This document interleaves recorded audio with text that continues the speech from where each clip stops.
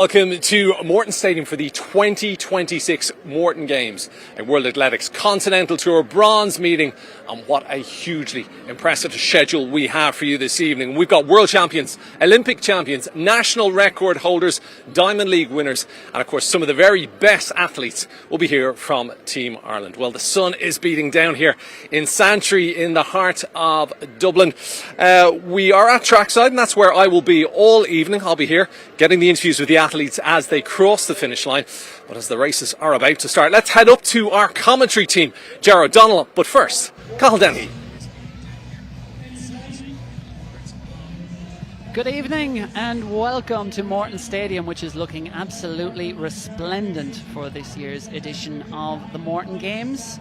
As Will mentioned, we have some of the world's best. We have an Olympic and world champion will be getting into action at 6:50 p.m.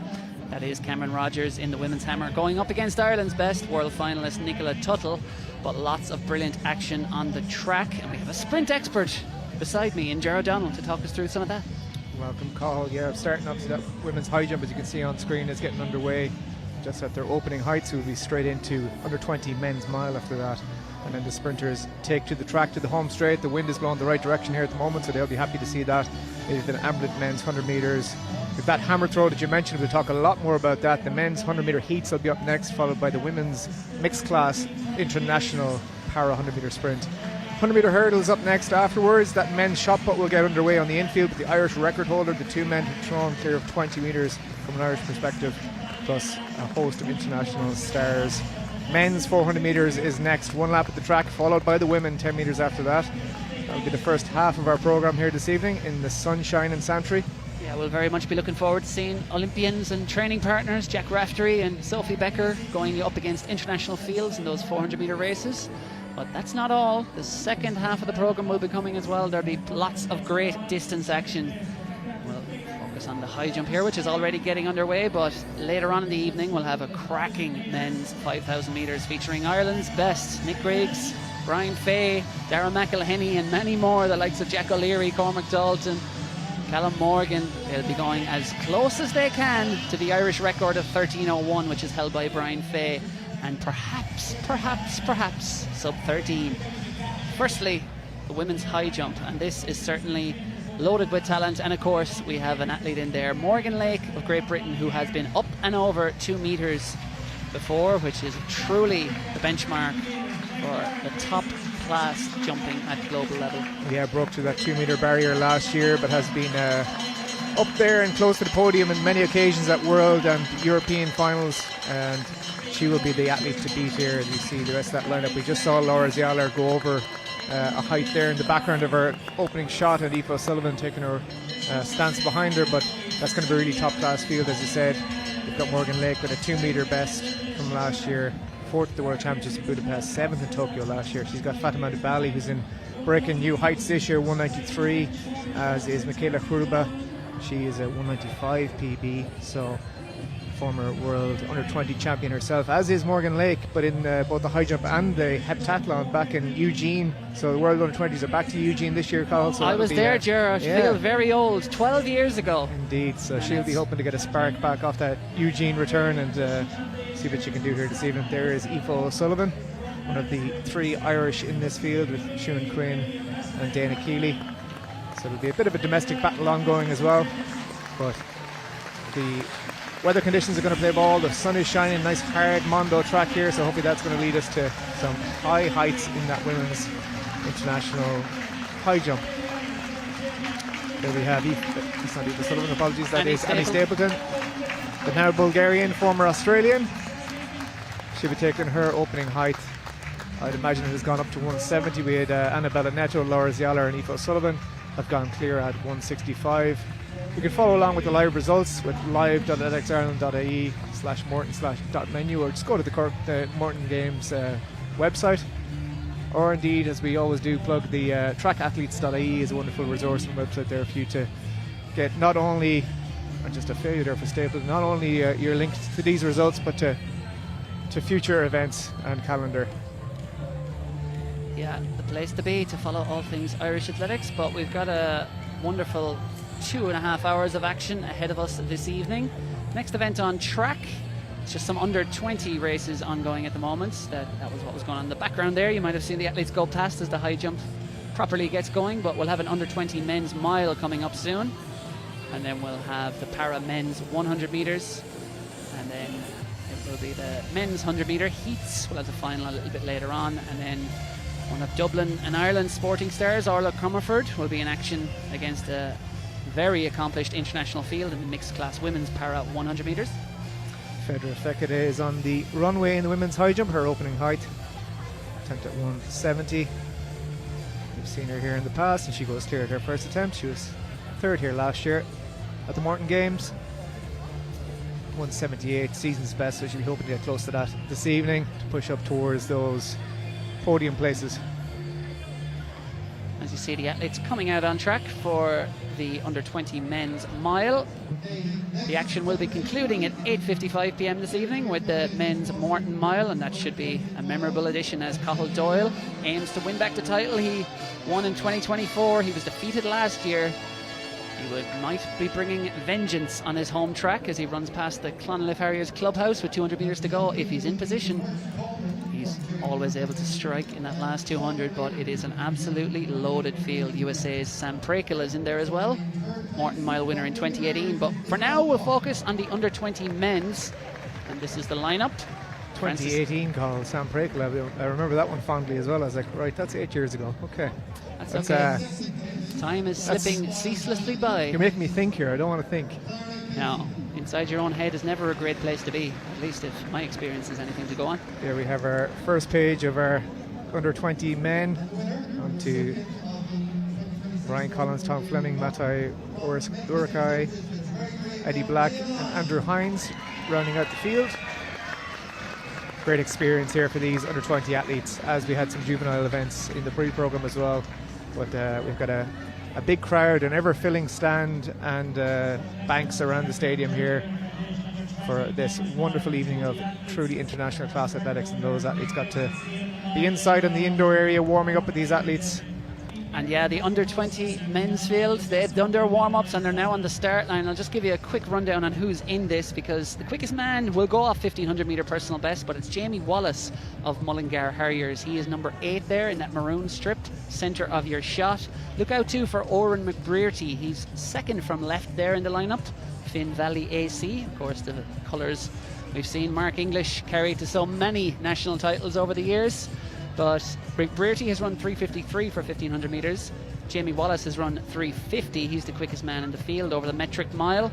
And look out too for Quaylon Gilbride of Tyrconnell AC. He's in the red vest, third from your left, and he has run 3:55.91. Yeah, coached by David Doherty there up in Tyrconnell. As he said, maybe one of the men to watch in this one. Yeah, and it is no surprise to see Gilbride show himself towards the front there. It's always a little tricky at a mile start, going straight into that bend with the waterfall start.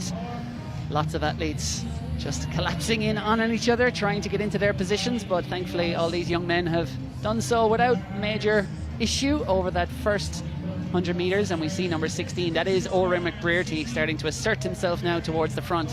And this is real championship style racing, Ger. There's no pacemakers in here for these under 20 men, but McBrearty, as I mentioned, 3:53 for 1500 metres. That's around 4:10, just outside it for the mile. I'll be seeing how quick he can go. The wind is quite strong at the moment. Some of the flags are falling limp, but some of them are quite at full mast, I suppose, blowing fully, and you can see that in the infield there. It is quite gusty, but it's going to be calming down throughout the evening. You know, no pacemaker through racing, and all these guys will know each other very, very well from juvenile and school scene throughout the domestic calendar all year, indoor and out. So they'll know who's who and who to watch. There'll be a lot of cagey racing going on. They're very strung out now into single file around the bend into the sunshine, that back straight. They're going to be into the wind on the back straight, so there'll be a few clever men sitting back and letting others do the work. Yeah, Gilbride there just in third, got a clip there by the Clonliffe athlete just behind him, but he managed to stay on his feet. And it's always kind of generally the fault of the athlete in behind running a bit too close, but it can often happen that it was no one's fault. Sometimes the pace ebbs and flows, athletes slow down and you just get clipped as you come back on the athlete behind you. Here we just saw Annabella Neto there. Portugal going clear at her second attempt at 170, so Eva Sullivan will have one more attempt there as well next up. But Everyone else is either clear at that height or hasn't come in yet. And in this men's mile, as they come up towards halfway, it is of course our Finn Valley man Oran McBrearty out front, and it was the three we previewed on the start line who are starting to assert themselves now ahead of Mullingar Harriers' Jamie Wallace. He's in a perfect position in second, about 2:06 on the clock as they hit 800 metres there, maybe 2:07. So it is a good pace, looking at something around a 4:15 mile. Maybe we'll get close to the 4:10.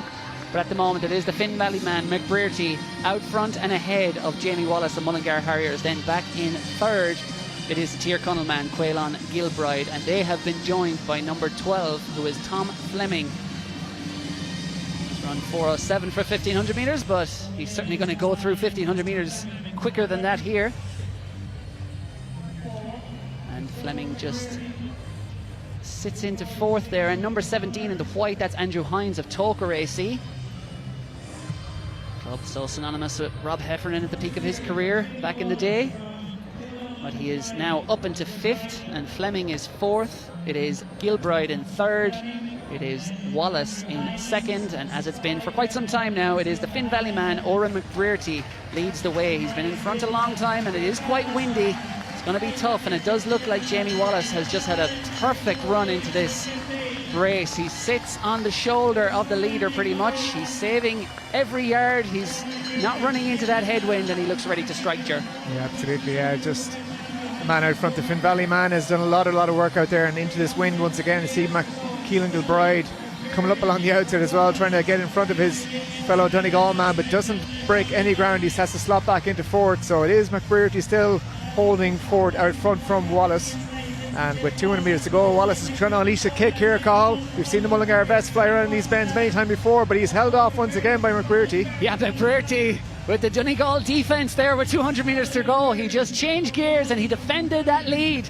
No doubt Wallace will come again in the home straight, but McBrearty has command as he turns for home. The wind will be on his back now. This will be a little bit easier to be out front.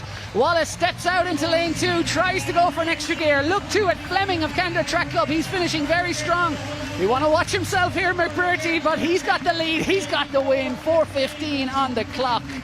Oran McBrearty has the goods at the Morton Games. It was Tom Fleming with a very strong last 100 there. He came through for second, and it was the Mullingar man Jamie Wallace. He ran the race perfectly, just didn't have it in that last 100 to try to match McBrearty. Donegal on top. Absolutely, Donegal a boo. Brilliant run there from Oran McBrearty, from essentially gun to tape. He did the business. He ran it the hard way, but he trusted in his legs to take it home. Clever down the home straight as well. As you said, he was looking to his right, but I'm sure he was aware of Fleming in behind him as well. He moved back in towards the rail because he was opening up a little bit of a gap there, keeping an eye too closely on Wallace of Mullingar, but he had the running up that home straight, and he got a pat on the back from Fleming in second place as he crossed the line. 4:15.55 on the clock for the win. Yeah, smart running by McBrearty there. He took it on, he pushed the pace, and he ran whatever speed was in the legs of his rivals. He ran it out of them, and they didn't have enough left to challenge him in that last 100. And just very good race awareness there down that last 50. Just naturally you think the challenge is always going to come from your right, but he was aware of Fleming creeping closer on that inside line. But more than enough gears he had to get home. McBrearty back to the high jump. Yeah, there's Dana Keeley, the St Albans athlete. She's in PB form this year. She jumped 180 earlier this week. She goes clear there at, just going to double check for you, I think that's at 175. She is in, has gone over 183 this year for new personal best. That was in one of her first competitions in over 800 days after injury from national indoor champion in 2024, right through till summer 2026. And here another failure for Annabella Neto, that is, so that'll be at 175 for her. Second attempt at 170 for her too. So we're moving on up. It'll go to 178 after that. We'll be in 3 centimeters for a while, and then we'll be on to down to the 2s for the pointy end of the competition. And the presentation time for the Jerry Kiernan Foundation Under 20 Men's Mile, an appropriate sponsor as well. The Jerry Kiernan Foundation doing such great work supporting the next generation of Irish athletes. As we see Laura Zialer going over there. Yeah, 175 there. So her second competition of the week as well, and an improvement on her performance in Cork just 2 days ago. So on the up, back from a long Achilles injury as well herself. And the three men on screen there, alongside Mert Coleman, a great friend of Jerry Kiernan's, who keeps that foundation going, raising money, giving it to Irish athletes who perhaps need a helping hand in terms of funding, as we see Aoife O'Sullivan here. Failure for her at 175. Mert and his son Brian doing fantastic work there and keeping that foundation going and helping athletes across the country to perform, and they can see those who are backed, rewarding Jerry in spirit with their performances over the last number of years. Yeah, a man who gave so much to the cause of Irish athletics and so much entertainment on TV over the years as well. We do miss Jerry on TV. I was at the Rathwood a few times, but no comment. No comment, but you're still angry about it. Yeah. We love Jerry and we miss him dearly, but great work being done by his foundation. And next up on track, it's going to be the Paralympics Ireland's ambulant men's 100 metres sprint. Yeah, we've got Aaron Boyle of Emo Rati, I see Damien Moyles of Moy Valley, Charlie Byrne of UCD, Cathal Ryan, West Muskerry, Fionn Ruan of Moy Valley, Alex Lee of Galway City Harriers, and Frank Brennan of Emo Rat. So it's a great addition to the programme here. We've seen them on a bit of a national tour, these ambulant men, with races in UCD and across other meets throughout the summer, so getting a chance to compete with each other. There's Annie Stapleton, that's another failure for her at 175. I think it is her second, so she'll be down to the wire for the last attempt. But as I said, yeah, these 100 metre men are getting a great tour of the country and getting real good opportunities to race each other, and that's what it's all about, getting race practice and craft as they build towards potential to qualify for European and world competitions. See Cathal Ryan coming out of the blocks there sharply. He trains down with Alan Mahoney in Cork, among another host of very, very fast men and women indeed. You can see the sun is shining there. The flags are still blowing the right direction, which is good for me and Cathal and the cameraman here, because there's a barbecue going on in the car park as well, and that means the smoke will blow away from us. We're back to Neto. I think this is going to be attempt number 2 for her at 175, and it is another failure, unfortunately, for the Portuguese athlete. Maybe I like the barbecue smell, Ger. Well, we can get you down there at the end. I'm very hungry. It's not helping. That can wait till 9 p.m. because 2+ hours of incredible action coming up. As I said, rounding off with the Morton Mile.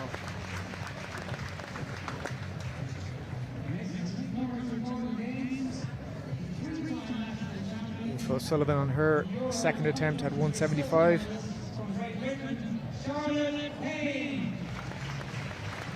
Sun in her eyes on that runway.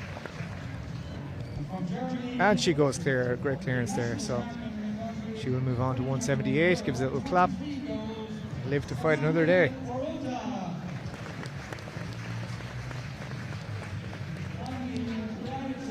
No attempts so far from Morgan Lake, Fatima Tibali or Michaela Kruba yet in that one.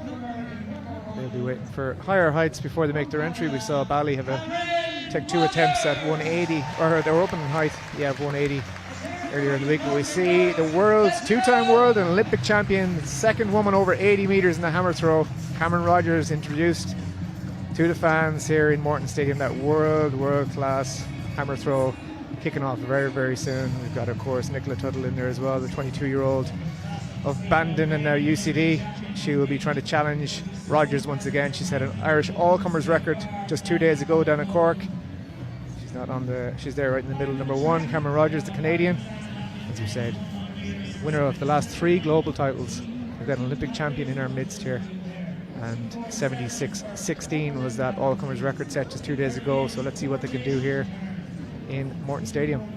Yeah, it is a really deep field as well. There we see Mariana Walker and Charlotte Payne. Charlotte Payne was in action in Cork the other night. European Under-23 silver medalist back in 2023, 72.51 her best. So very well matched with Ireland's Nicola Tuttle, both throwing in the 72 metres. Of course, Nicola Tuttle is still chasing that national record of Eileen O'Keefe, 73.21, and it's going to be great to see how close she can get to it tonight in Santry. Said the other night in Cork that she would love to get that record, but that was a breakthrough in Cork. It wasn't a personal best, but first time ever throwing over 72 metres 3 times in one competition. As we see Annabella Neto, failure there for her. That's the end of her competition, unfortunately. So her Irish tour will be ended with a 170 clearance, as we see our 100 metre men Standing behind their blocks, patiently waiting starters' orders. We've got Aaron Boyle, Damien Moyles, Charlie Byrne, Cathal Ryan, Fionn Ruan, Alex Lee, Frank Brennan, and Matthew Gilday. They are called on their marks.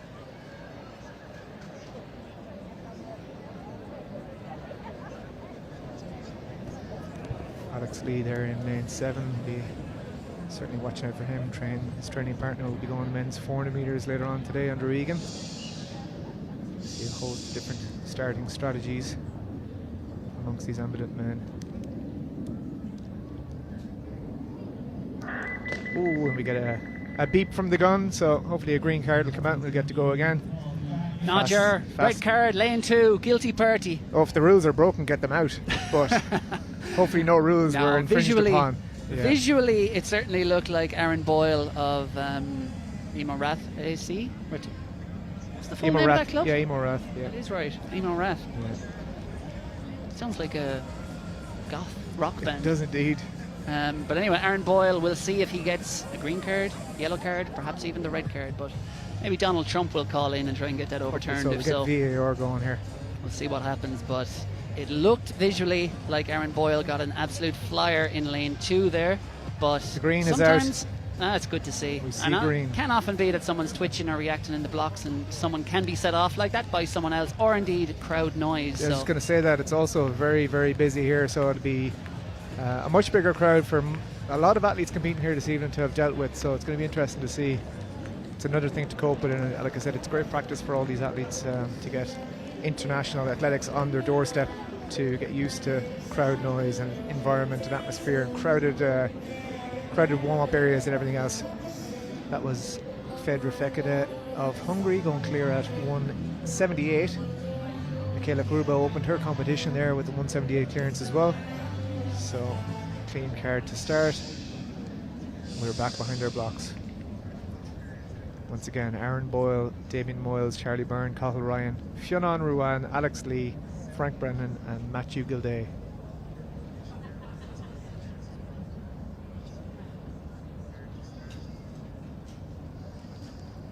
It's going to be a tailwind, that's for sure. Hopefully it'll be within the legal limit.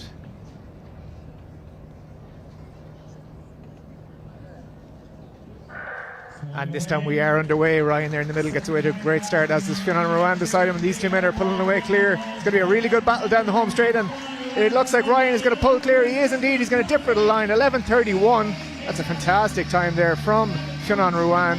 It's a legal wind, 1.7, so those in the hurdles and 100 metres coming up later on are going to be happy to see that on the clock. But a brilliant race there from Cathal Ryan. He takes the win from Fionn Ruan, and you see the replay who followed him behind. But fantastic from blocks to tape. Alex Lee get up for bronze. He was up there, he was close to it for sure, the Galway City Harrier. Let's have a look at it here. As Frank Brennan in the Navy to Alex's left as well, got out to a very, very good start, as did UCD's Charlie Byrne. But there was two men really pulling away out front, and Cathal Ryan, very, very impressive. Indeed, it was close. Lee. Yeah, Lee on the line from Damien Moyles, coming up through the inside as well. Charlie Byrne then in 5th, I think, for UCD. Very strong running all around.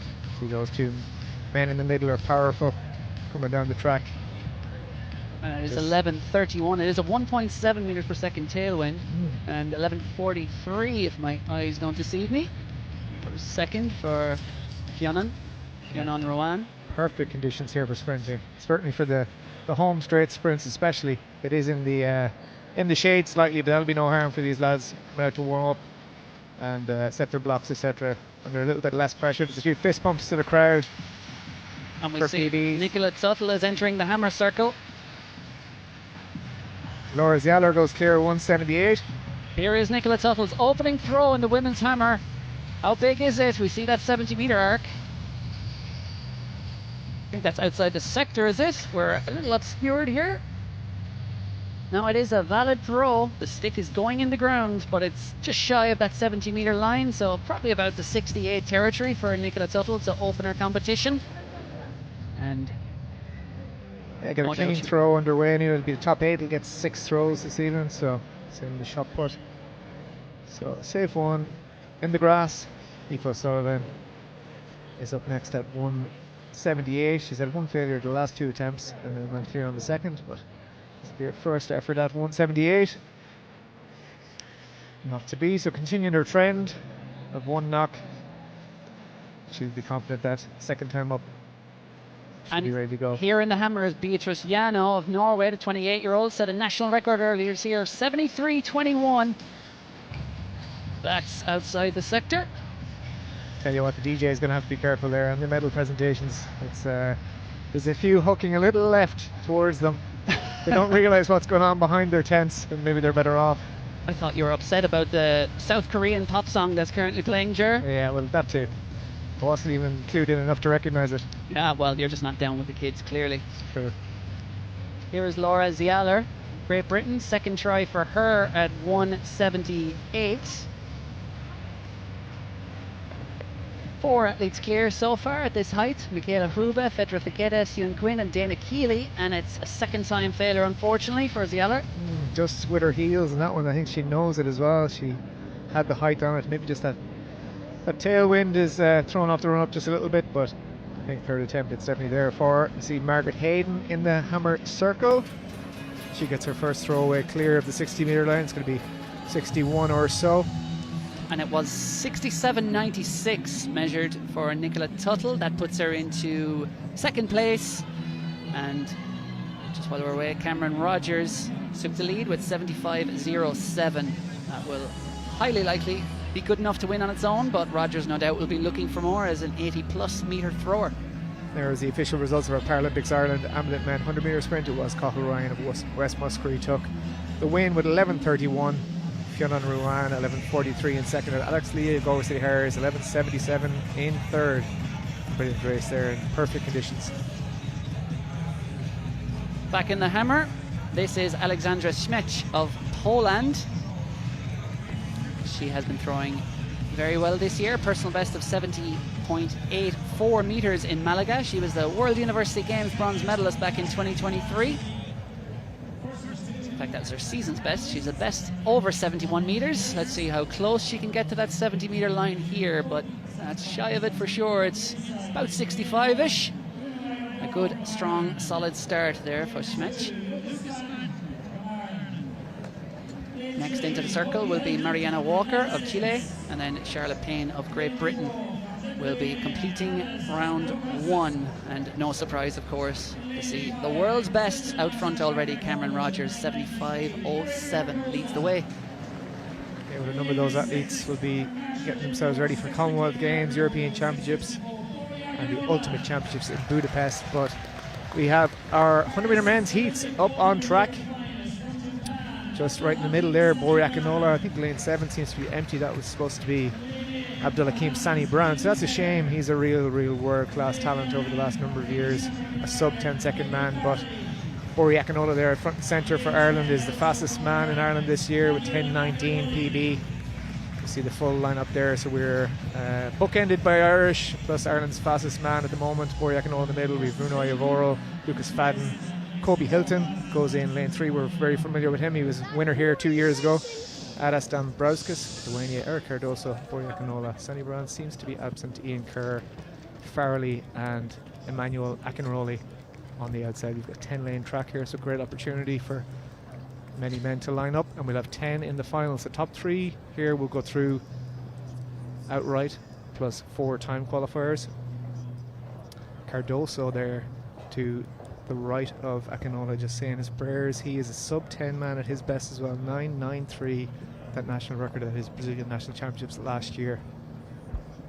What can he do this year? He has a 6.49. Ooh, and he looks like he was a bit keen to get out there. As I say, he's run a 60-metre national record just this gone indoor season, an area record in fact. So he has been in 10 flat, 10-10 shape in the last few days. He's been in Europe racing, so hopefully that green card re-emerges. That's Charlotte Payne. Charlotte Payne, yes, who Newbury AC. She's a 2-time British champion in the hammer throw. Has a best of 72.51. She's already been over 72 meters already this season, though. What can she produce here in round 1? And that's pretty close to the 70-meter arc. Certainly in the 68, 69 territory, you would imagine. That's a very strong start for Charlotte Payne. That's going to put her into second place, I think. Nicola Tuttle, 67.96, currently in second.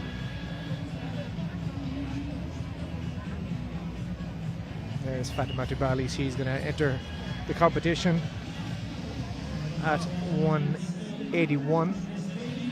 We have lost Annie Stapleton, Laura Ziala and Aoife Sullivan now from that women's high jump.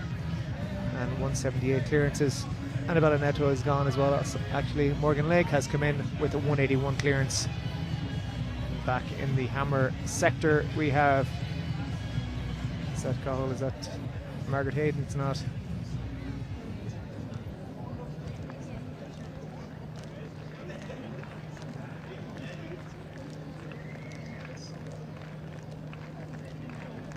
That was Katrina Pashrin-Skaicha and Fatima Dubali taking her opening attempt. Ooh, just clips it with her heels as well at 181. So I can tell you, in that hammer throw for Charlotte Payne, it was 68.24 in that opening round, puts her into second place behind Cameron Rogers. Back to this first heat of the men's 100 metres. From right to left, we've got Runa Iavoro, Lucas Fadden, Kobe Hilton, winner here 2 years ago. Adastam Brauskas, another man who's set a 60-metre national record recently.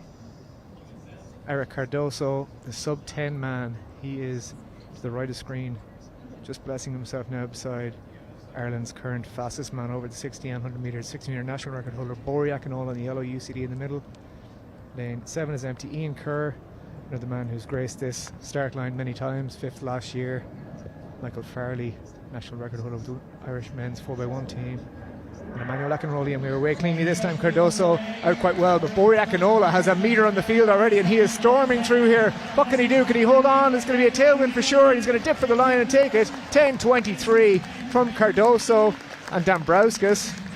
And he gives a little finger wag to the crowd because it's a legal win, 0.7, so it'll be one of his fastest times. And he takes down the scalp of a sub-10 man.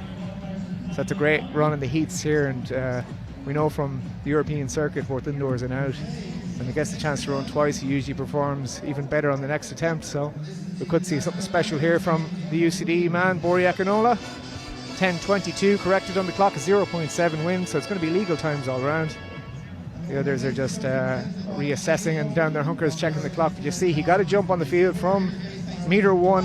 Perhaps Cardoso, just after that faulty start at first attempt, was playing a little safer. Those two men along with Dambrauskas will be going straight to the final later on this evening. And that is Bori Akinola's second fastest time of the year. He's run 10.19 at his best this year, which was with a perfect 2.0 win. So inherently, that was probably a better run by Akinola. Not his official season's best. I'd say it's his fastest on home soil as well. He was 10.20 last year in London, but yeah, fantastic run the heats. So let's see what he can do. It was indeed his fastest on home soil. His 4 fastest times have all come in London. Yeah, it's a good track there, and they provide for tailwinds at all times in terms of moving the start-finish line around. So a lot of Irish athletes heading over that way in the next couple of weeks, even again. Meanwhile, in the women's hammer, Valentina Sava improved in round 2 to 64.11. We just had Samantha Baruta of Germany. She is currently in 4th place. We'll see what she has managed here. And next up, it's going to be the Olympic and World Champion. What a privilege it is to have her, the Canadian great, at the Morton Games. She's walking into the circle now. Cameron Rogers, what a star she is, the Canadian 2-time world champion, reigning Olympic champion from Paris. There she is, just about to start it. Almost like a discus technique as she warms up there with that left arm. Just primes herself. Cameron Rogers, number 2 all-time thrower in history, behind only the world record of Anita Vladarchuk. She was world under-20 champion all of 8 years ago, and she's conquered the world at senior level. What can she produce here in round 2? Great speed as she just lets rip, and that is again around 75 meters it looks like from Cameron Rogers. As you can see, the last arc out there is a 70-meter line. They don't need any more than that, but occasionally for Cameron Rogers they need the 80-meter one to give people an impression of just how far she is throwing. All looks very easy when you see an athlete of that caliber competing in Cahill, doesn't it? It really does. Oh, talent and hard work.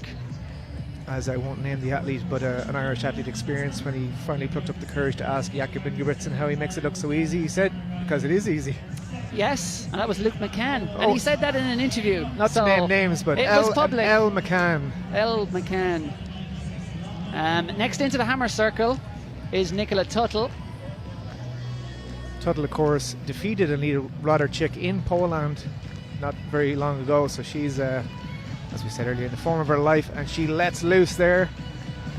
Where is this one going to go? It's just going to pepper right on the 70-meter line. That'll put her into second place.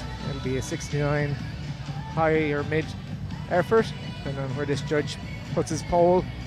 And it was 73.50 for Cameron Rogers in the last round, so no improvement from her. 75.07 still leads the way. Tell you, just updating that women's high jump, so Morgan Lake went clear in her first attempt, and Fatima Dubali, her opening height, she went clear at attempt number 2. And it's first time failures for all there's left in that one, as I said. Head on to the mortongames.ie website. I think this is going to be the replay of Bally's 181 clearance.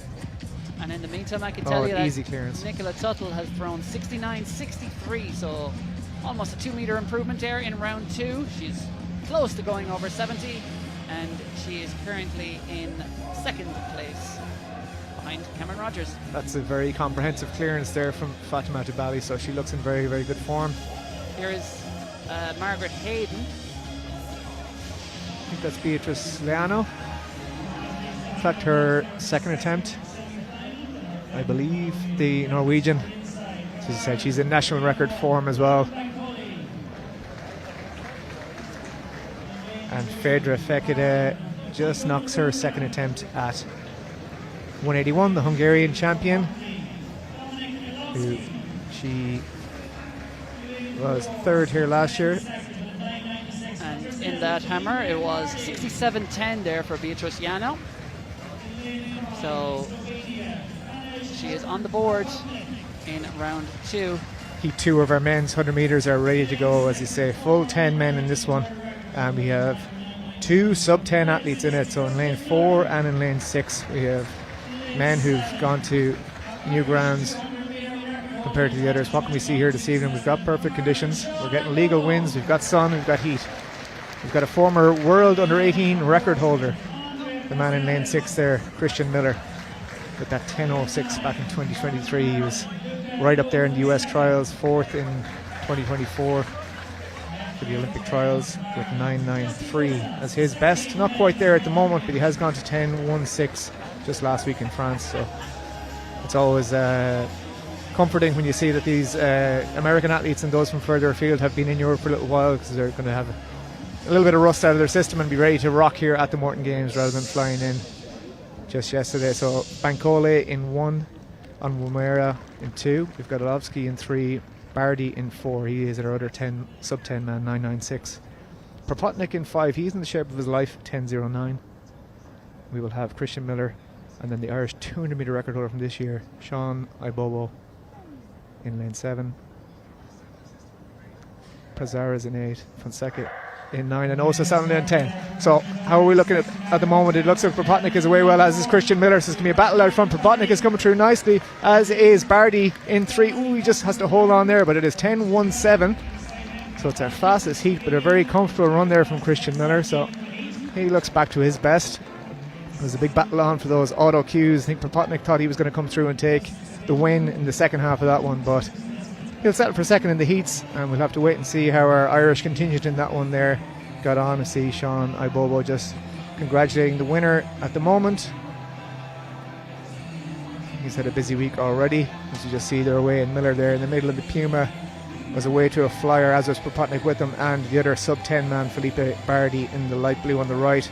Ibobo just coming through very strongly in the end, as was Propotnik, or Bardi, sorry, but be interesting to see. That was Olovsky, sorry, in the light blue in lane 3. But no doubting the winner out front with 10.17. We'll just get official results and qualifiers for that final come up a little bit later on. 10.16 correct, in fact, from Propotnik. We'll get that on screen very, very soon. They have number 8 in the hammer there, Carl. Mariana Walker of Chile, 62.67 in round 1. That has her in 8th position. And that looks to have come down pretty much bang on the 60-meter line. If indeed that's accurate, that will not be an improvement for Walker. Next up on track. Oh, well, there's our official. Yeah, our official. So Sean Ibobo did get through there nicely at the end. We're just ahead of the finish line in our angle here, so he gets his auto cue. But Bardi and Alovsky will be safely through to that final a little bit later on as well. There's a 0.2, I think, on the win. So Christian Miller from Probotnik from Ibobo with the auto cues.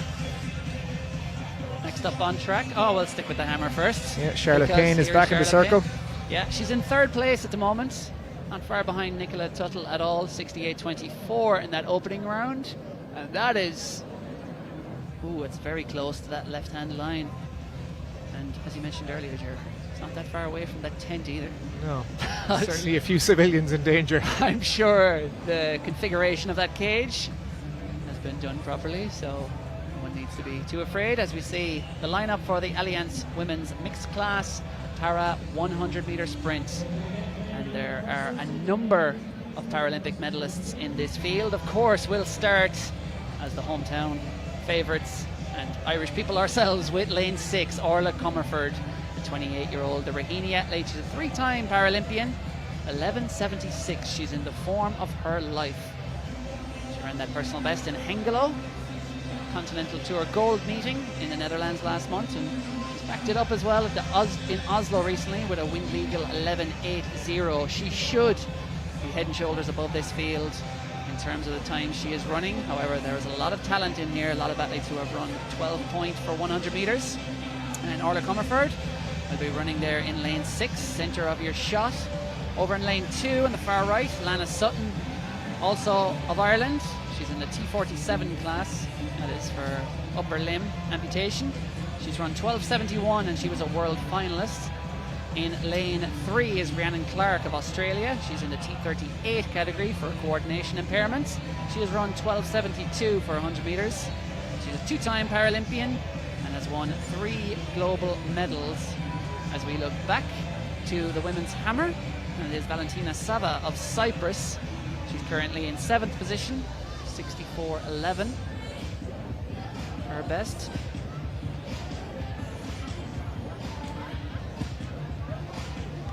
Here's Michaela Kruba back in the high jump. I think that bar has gone up to 183 now.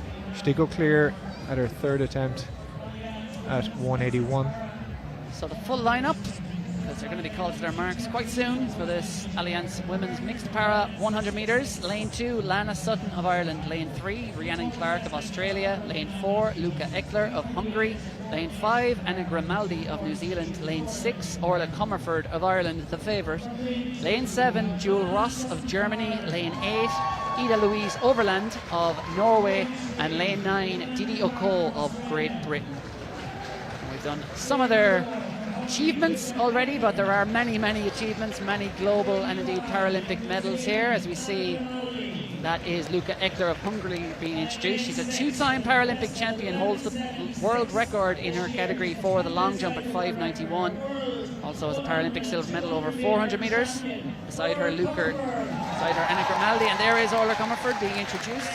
3-time Paralympian, I should say. She's a T13 athlete, which is for visual impairment. 2-time World Championship gold medalist Orla Comerford was last year over 100 and 200. Will be a heavy favourite here. Jewel Ross of Germany in lane 7. She's in the T46 category. She won a world bronze medal in that category last year over 400 metres. She's run 12.47 at her best. Norway's Ida Louise Overland in lane 8 has run 12.71 and she was a world finalist. And then Didi Oko of Great Britain, she's in the T42 category, which is for lower limb impairment. She's a best of 14.59 and she was a Paralympic bronze medalist in Paris 2 years ago, world bronze medalist last year. So the favourite goes in lane 6, Orla Comerford, currently training under Daniel Kilgallen. She is in the form of her life.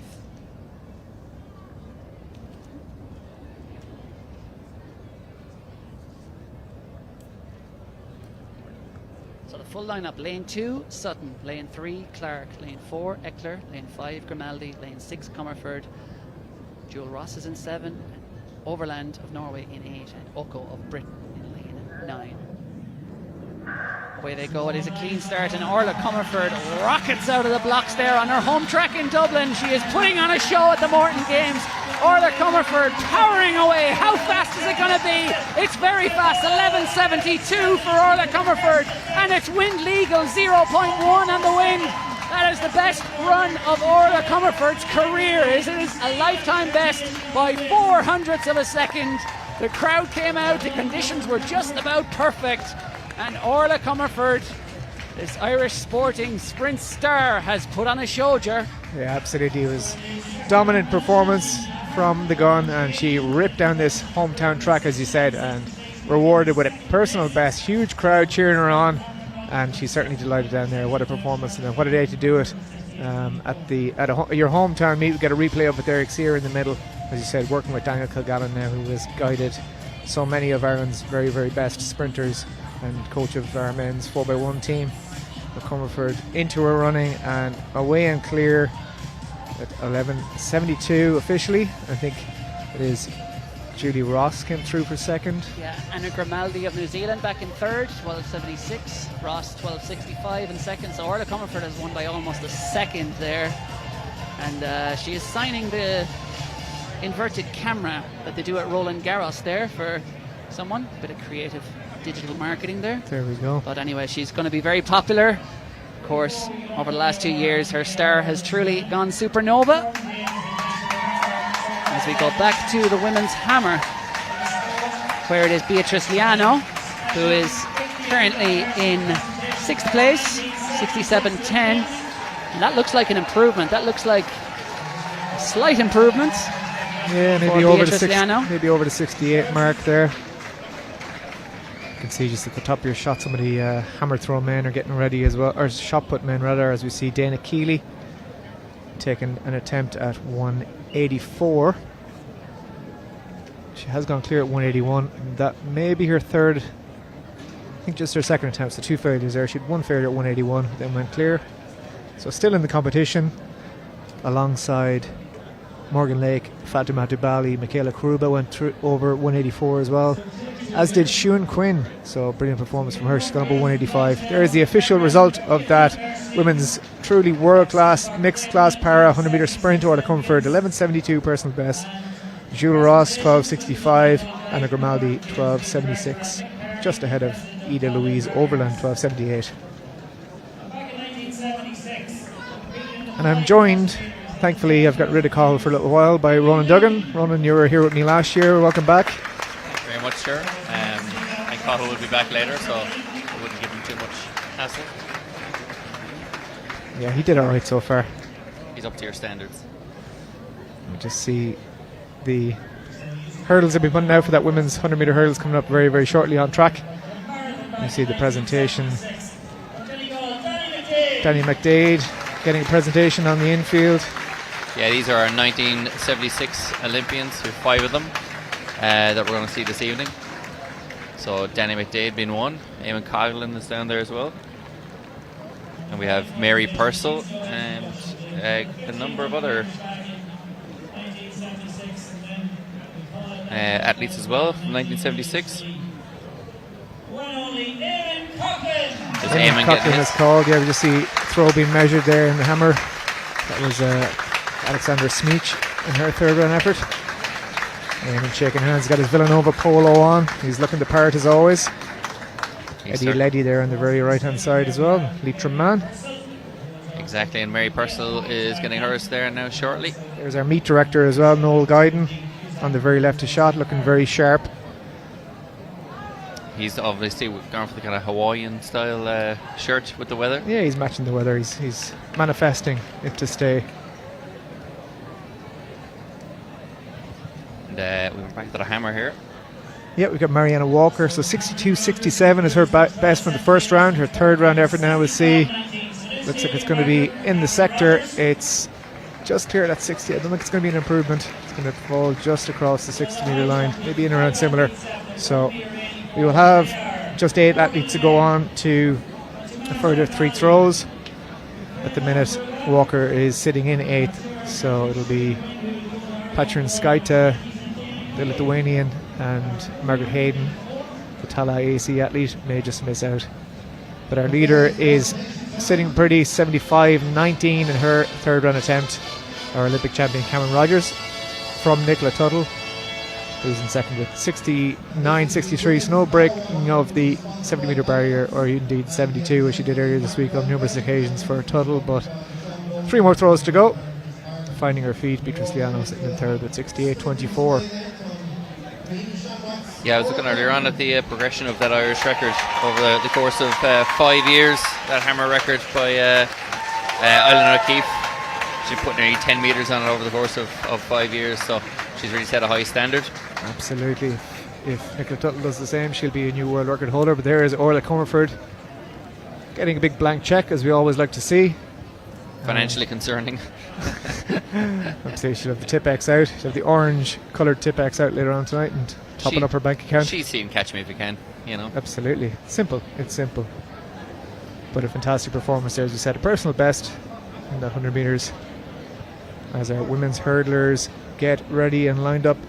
As I said, we've got a 10-lane track here, so it's great we can get 2 extra athletes than usual onto the start line to a lot of different meets, and also 10 men will have qualified for that 100 metre final we'll have coming up later on. As I said, hop on to mortongames.ie to get your live results and see who is through in that one. But there's our full lineup of the women's 100 metre hurdle, sponsored by Davy. We've Laura Banko, a Hungarian. We've got Milica Amini of Serbia in 2. We've got Selina Wojciechowski, Switzerland in 3. Mariana Majewska, Poland in 4. Emma Nwofor in 5. She'll be one to watch out in this one, as will Adeobi Tebugbo of Nigeria. Amber van den Bosch, the Belgian, goes in 7. Hawa Jallo of Germany in 8, and 2 Irish athletes on the outside, Abigail Farrell and Siún Quinn. Farrell, under 20 athlete. So she's up against the very, very best in Europe, certainly here, as well as African Games medalist in Tebugbo. So top class field. And let's see what we can do. The wind has been playing ball, the conditions are good. We're in the shade on the home straight, but the sun is shining and the temperature is up, so perfect conditions. Once the tailwind isn't too favourable and throwing athletes on top of hurdles, it can be a bit of an issue, but I think it's just about right here at the moment. Is that a stadium record of 12.79? Sarah Lavin's is on the threat. There are a few 12.80, 12.90 girls in this field. Yeah, Emma Nwofor is having a real breakthrough over the last 2 years, especially 12.86 best, so she's certainly in that kind of form at the moment. So you wouldn't be surprised if it was if the wind plays ball and she's feeling good, that something like that could be very, very on. Majewska is a sub-13 athlete at her best, as well as is Tebugbo. So Hawa Jallo needs to get back to that form. She's not quite there at the moment. Final at the under-20s back in Cali at the World Champs, World Under-20s a couple of years ago, but 13.24 at her best this year. And there's Siún Quinn in the women's high jump. That will be a failure at 186, I think. She did go clear at 184. So no good on that attempt, but she'll be back through the sector very soon as well. Yeah, that bar is at 186. We've seen failures from Fatima Dibali, Michaela Kruba and Siún Quinn now already. And our pre-event favourite Morgan Lake has gone clear. She's now coached by Swedish multi-jumps coach, and indeed sprints, but he's got her over that 2 metre barrier last year. Yannick Trigaro, of course, guided Tobias Montclair over many, many years to many, many silvers.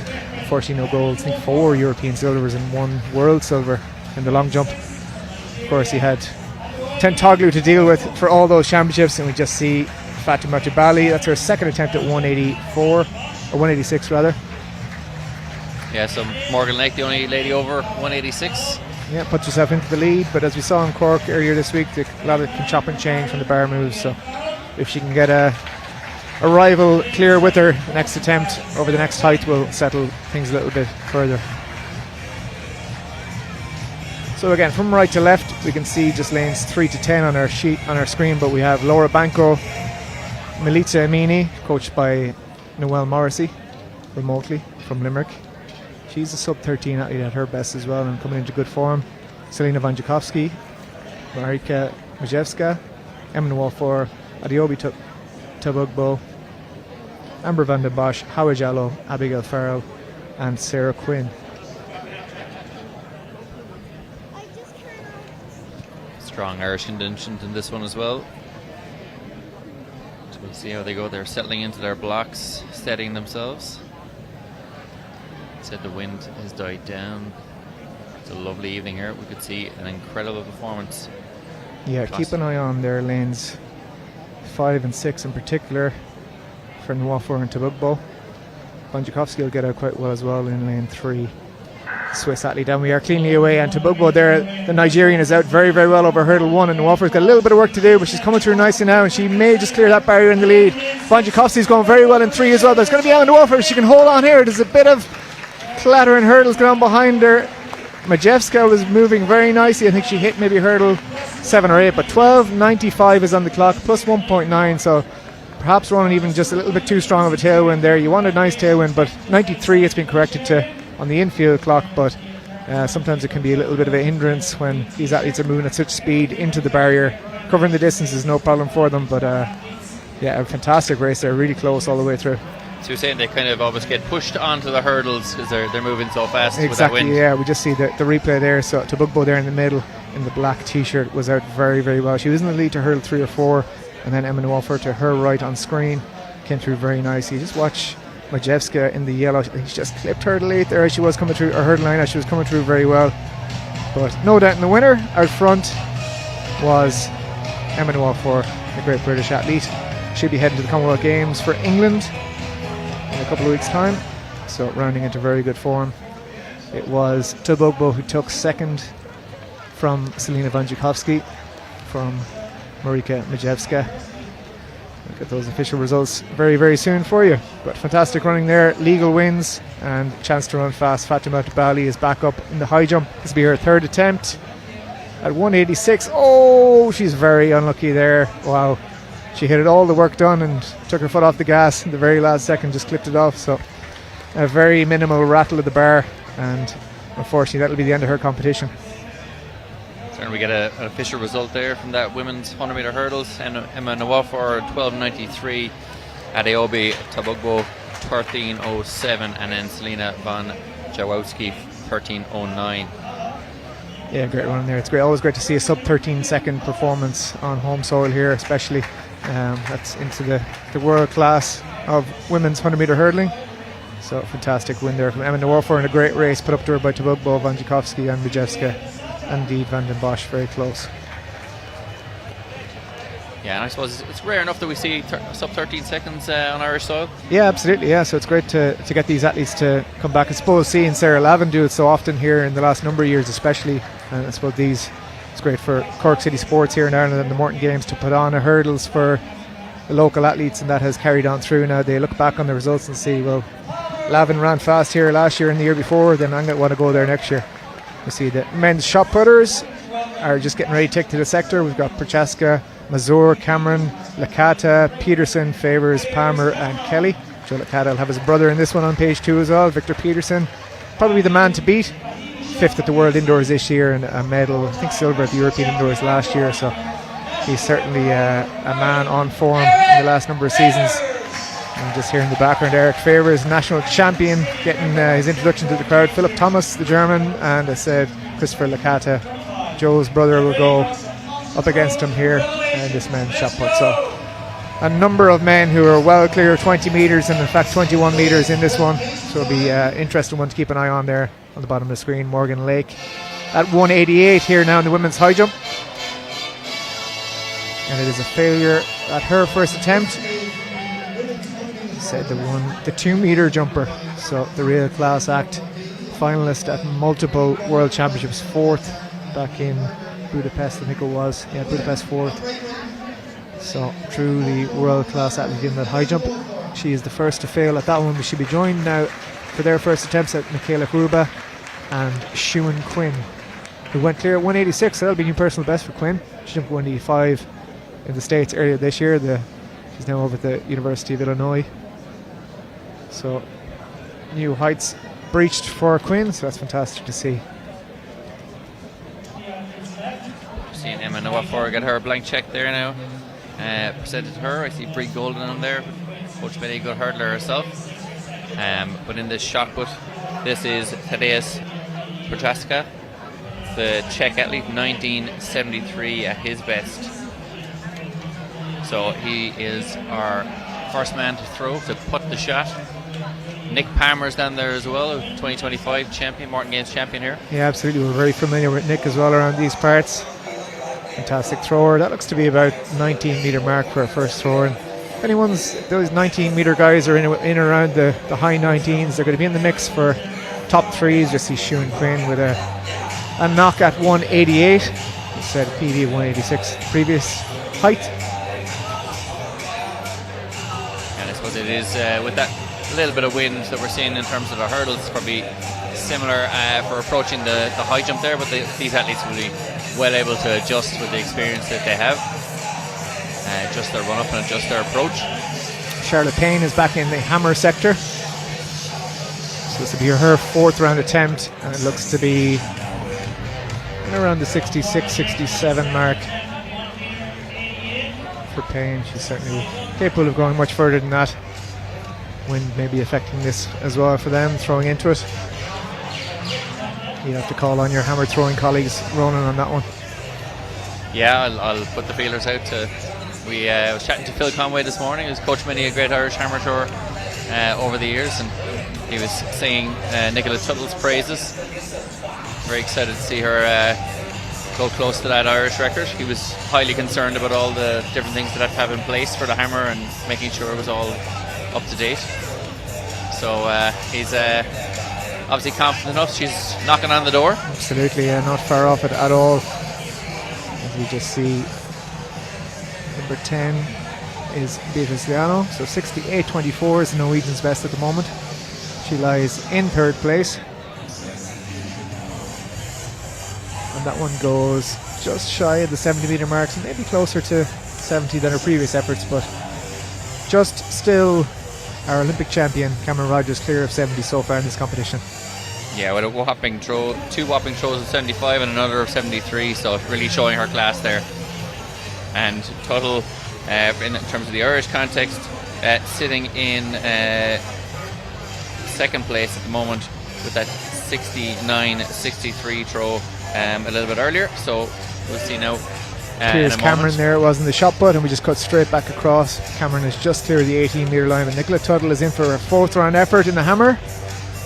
She lets fly, and I've lost sight of it. It's shy of the 70-metre mark. 9 metres, yeah. So not quite at her best just yet.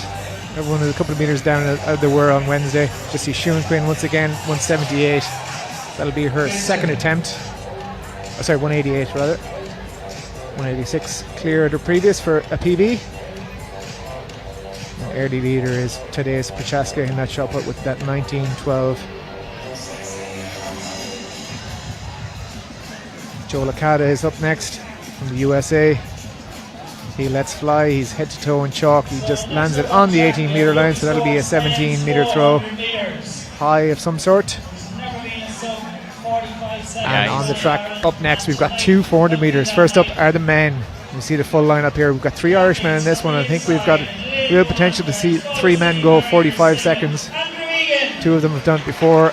In one is Andrew Egan, 45.8 at his best last year, and he's approaching that again with 46.2 this season. Matej Kurček of Czechia, a multiple national champion and a world medalist in the mixed 4x4. Jack Raftery, only the 2nd man from Ireland to go sub 45 seconds, 44.98 last year at European Team Championships. He's got William Jones outside him. He's a 44.6 man at his best, so he's got someone to chase for sure, as he does in Sam Lunt, who got the nod over Raftery earlier this season at the Belfast Classic. He's breaking new territory with 45.1 this season. Brian Faust outside him. He's a solid man for the US relay teams in the last number of years. Chidi Okeze, the Nigerian, he's in good form. He was 4th in the Nigerian Championships, their Commonwealth Games trials. And on the outside, Sean Doggett. He's in PB shape too, 46.2 so far this year. He'll be eyeing that 45-second barrier. Can he do it? Lunt there in the middle is an interesting one. He's a 4 hurdler, a 400-metre hurdles PB. Just seeing 2 to the right of Raftery in the green. 400 hurdles PB just earlier this week with 49.1. So he'll be another man to watch in the middle lanes. He's certainly having a season of his life. 45.16 personal best. I suppose you're looking at the personal bests and seasonal bests. This race is finely balanced. There are a lot of athletes within a sliver of each other, really. Absolutely, yeah. So obviously the Irishmen will be familiar with each other, especially, but Kirshek there in 2 will be familiar with Raftery. They raced each other in the World University Games final last year. Raftery 4th from lane 1 in that one. And of course Raftery and Lunt have gone head to head this year, as have Raftery and Doggett on numerous occasions, apart from being teammates at the World Relay Championships back in Gaborone, and indeed back a couple of years ago in Rome in the 4x4. So it's a really exciting event here. Faust there on the blue, just to the further to the right in lane 6 as well, is a very fast 200 metre runner as well, and he's shown that already this week in Cork. He is in good form, so it's going to be a very interesting race. Andrew Egan in lane 1. Galway City Harrier ran his PB from lane 1 in fact in Belgium last year, so that won't be deterring him in any way, shape or form. He's a sub 21 second 200 metre runner as well, so he knows how to get out in the inside lanes. He's got a lot of racing on his legs this season already, and I think himself and Doggett will fancy themselves to break new ground and see a 45 on the clock at the end of this one. But Raftery won't give it to them easy, as the Irish egos are on the line, but they have a lot of work to do to get ahead of these international men, Ron. Certainly, I think you look back to, remember Thomas Chamney back in the day commenting on in a race in Oslo and saying the main thing is I wanted to run 140, sub 145 or 145 for 800, and the second thing is I want to beat the other Irish guy. So exactly. It's always important here in these races that you do want to run as fast as possible, but there's rivalries on the line, particularly with a nod to the national championships later on this summer as well. So these athletes will obviously be close friends and but also rivals as well at the same time. Yeah, I think that was Valentina Sava we just saw in the hammer circle. 64.11 her best in the second round, but that'll be her 5th round throw. She lies in 7th place at the moment. First reverse order from furthest to shortest of the top 8 for the last 3 throws.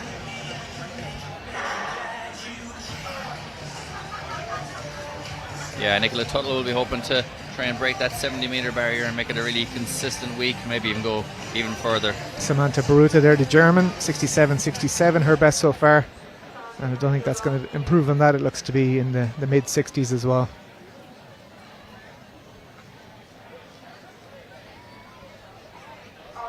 The 400 metre men are called to their marks. A hush descends over the stadium. They're going to be into a headwind for the first 200 or so, certainly on the back straight, and they'll come around. They unfortunately probably won't get much of a benefit of the tailwind on the home straight with the stand in the way, but our lineup again, we've got Egan, Kirchek, Raftery, Jones, Lunt, Faust, O'Casey and Doggett.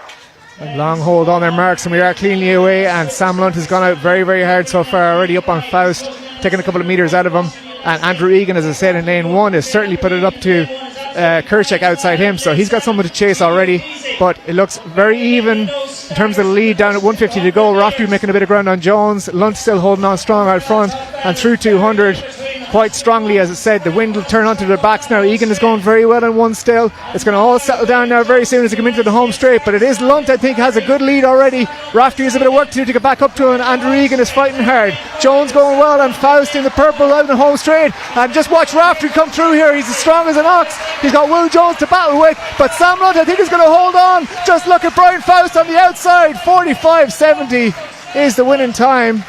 And I think it was Sam Lunt who ran his legs off and held on for the win. He is flat to the mat, face down on the track. Raftery gets the best of the Irish, but not too sure. We'll see on the replays how the others did. 45.68. The clock is corrected too, but a brilliant race, especially up that home straight run. There was nothing to be settled from 2:50 to go, and then into the home straight it all kicked off. You just see again here, Sam Lunt had a couple of metres.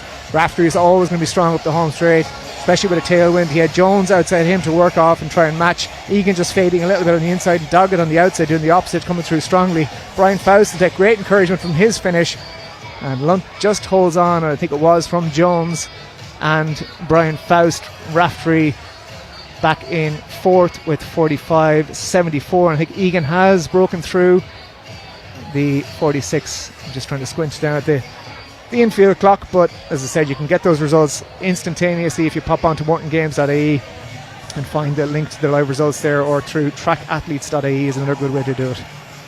But a fantastic race there, running for the one lap of the track here in the Morton Stadium. Yeah, incredible. We called it before and we said it was going to be really tight across the board, and see 4 guys coming across the line at the exact same time there. An incredible finish there in the middle lanes, and a shout out to Andrew Egan, as he called beforehand, very quick over that 200 metres, and he was putting a lot of pressure on the athlete in lane 2, so he did well to hold on as long as he did, and had a really good finish there. But unfortunately, I was looking one man ahead there, so it was Rafferty with that 45.88, Egan 46.32, just ahead of Doggett. So another really strong run from Doggett there as well. Both of those men are 46.2 this year at their best. Kershak 46.7 from O'Casey, but no doubting the winner. He held on nicely the whole way through, from the fast finishing Jones and Faust, the 2 Americans not quite getting there, and Rafferty, best of the Irish, in fourth with 45.88. That'll be a season's best. We'd have to say Rafferty, obviously a brilliant run, but a great run from Egan and Doggett in the lanes they were in. Yeah, exactly. Yeah, and I think Sean Doggett would have been happy enough to take lane 8 over lane 1. He's a tall man, but and only for Egan had run that PB at lane 1 last year. I think he thinks he can do it out of any, and he showed that again today.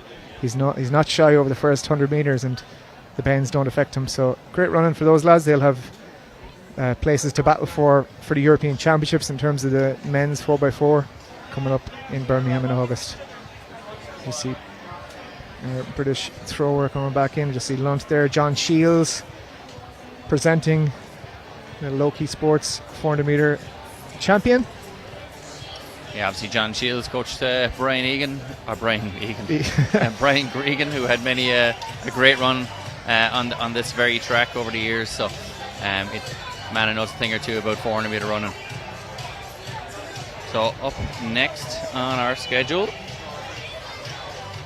we'll have our women's 400s will be next up on track. We just see our men's shot putters are still underway down the infield. It's attempt number 2 for Piers Cameron. British athlete went out to 18.18 in the first round. That's not going to be an improvement, so he just gives a bit of a shake of his head. Early leader in that one is the big Swede Victor Peterson, 20.50. He's the first man over 20 metres, and the only man at the moment. Nick Palmer sits in second, 1972. From Eric Favers, the hometown favourite, 1914. There is our start list for the women's 400 metres, which comes up next. A host of Irish Olympians in this one. Erin Friel, Rachel McCann, Poppy Malak, Sophie Becker, Kinga Gachka, Pantasia Johnson, Ilaria Akame and Jenna Breen. So both Becker and Rachel McCann were out in Paris. Becker on the first leg for that 4th place, finishing Irish record of 3.19. A fantastic performance, and back at the European silver medal there. And Akame was in that race too for Italy. She was part of the Italy team that set a national record at the time and finished in 4th. I think that record has probably gone since, but yeah, a really excellent lineup here. Gachka has been involved with the Polish relays on a number of occasions, as is Poppy Malak with the British team at the last couple of World Champs and World Relay Championships. So it's going to be an interesting battle, much like the men's. It's going to be fairly evenly matched, certainly on season's best. Pantasia Johnson is away and clear, probably on personal bests with 50.5 last year in Tokyo, pulling out the best when she needed it in the heats of the World Championships, and then under 50 point in the semi-finals. But the Bahamian is not quite on that form just this year. She's 32 now and has just moved up to 400 metres in the last number of years. So from the 1s and 2s, but yet to breach the 51 or 50 point barrier this year so far. Decent putt there from Victor Peterson as well. Looks to be in around high 19s. Obviously not to his absolute best, but he's getting on the scoreboard. He's 20.50 in that first round, so he's now in the lead. And I would bring you the good news that Nicola Tuttle has broken the 70 metre barrier. Excellent. 70.93 in the hammer over there, just off screen. So Eric Favors also with another big putt, a big roar as well. So you're getting close to that 20 metre barrier there all the time. Yeah, that'll be an improvement for Eric. Looks about 19.50 or 60 or so. So that'll be better than he threw earlier this week, and he's approaching that 20 metre line once again. And we have an interview at Will down trackside with Jack Raftery.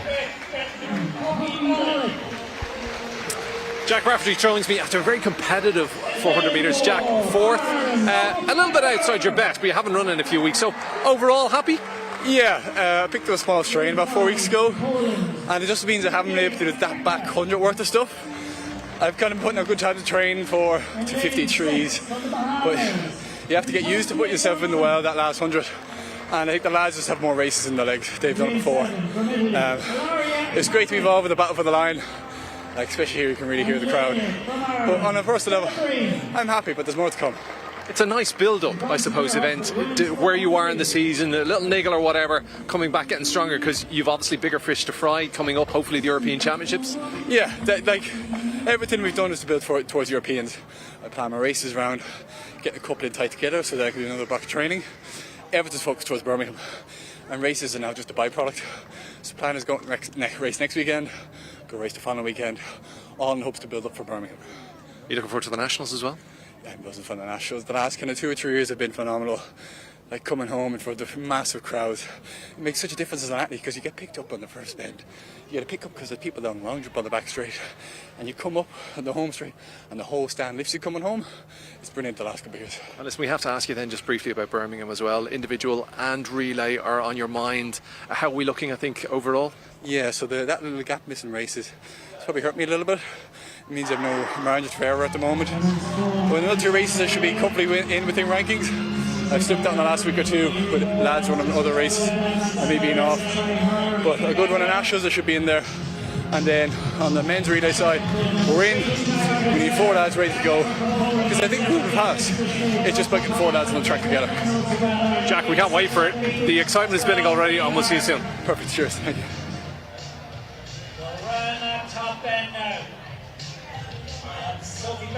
Okay, we are back for this women's 400 metres. We see Sophie Becker running strongly into the home straight with Kinga Gashka just outside her. Pantasia Johnson has faded a little bit, but it's going to be Kinga Gashka, the pole, coming into the home straight, and Becker is working hard to stick with her. And Poppy Malik coming behind. Pantasia Johnson, the Bahamian, is running very well. But look at Becker coming strongly. Can Gashka hold on? I think she will.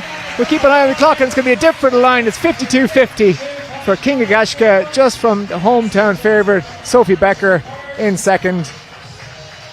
A great running there from the young Polish athlete, both decked out in their purple and yellows of New Balance. A little bit breezy, as we've seen from the men's times. All are a bit down off their previous best so far this season, but 52.49 corrected on the clock for Gachka. Should be very happy with taking that win here at this Morton Games. Of course, a bronze level meet in terms of bonus points, and not far off. I think it is the season's best, in fact, for Gachka. She does have medals with the Polish relay teams in the past, and you just see her up the home straight. She had a good lead coming in from 300, and Becker was just biding her time. Comes home nice and strongly behind her, and fast finishing Pantasia Johnson, the Bahamian, behind that too, will take 3rd place. But no doubt in our winner. It was Kinga Gashka, the pole, from Becker, from Johnson, from Poppy Malik. Rachel McCann, the next best of the Irish, and behind that, young Erin Friel in lane 1, and Jenna Breen right on the outside. So, middle lanes did the trick again, Ronan, as they tend to do. Seated well here, and another great battle up the home straight in the 1 lap. Yeah, certainly you could see there that Sophie battling with Gachka up the home straight there all the way over the line, and we've ended up with a 52.49 for Kinga Gachka and a 52.65 for Sophie Becker. Pantasia Johnson, the Bahamian, 53.09. So really strong field there across the board. Yeah, you can see the 100 metre athletes are delighted with the conditions, but I think the 400 metre runners may not be so praising it. They enjoy the sunshine, but the wind, based off everyone's season's best, a little bit down.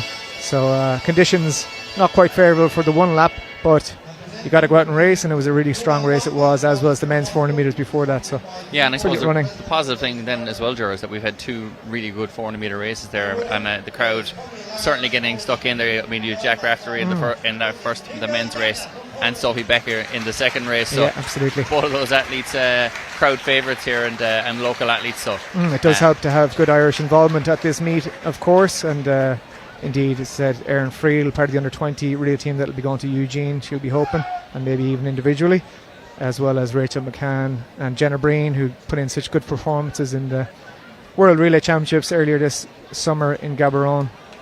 And fantastic legs for both teams, mixed and women's. You just see Kinga Gachka getting her check and her flowers. Yeah, and Sophie, I'm sure, is going over there looking at the check and going, I'd like a blank check.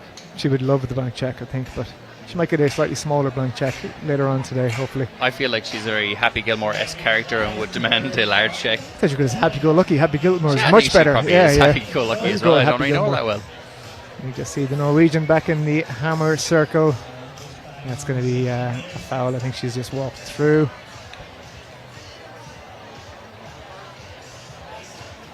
I think I'm about to get my cue to take a breather here as well, Ronan, and let Cahill back in to join you. Just see Piers Cameron is back in the shot put sector. He needs to get out, clear that 18-metre line. He does, but he goes over the sector himself. So it's going to be a foul, unfortunately, for him, but still a lot of throwing to do in that one. That's attempt number 3.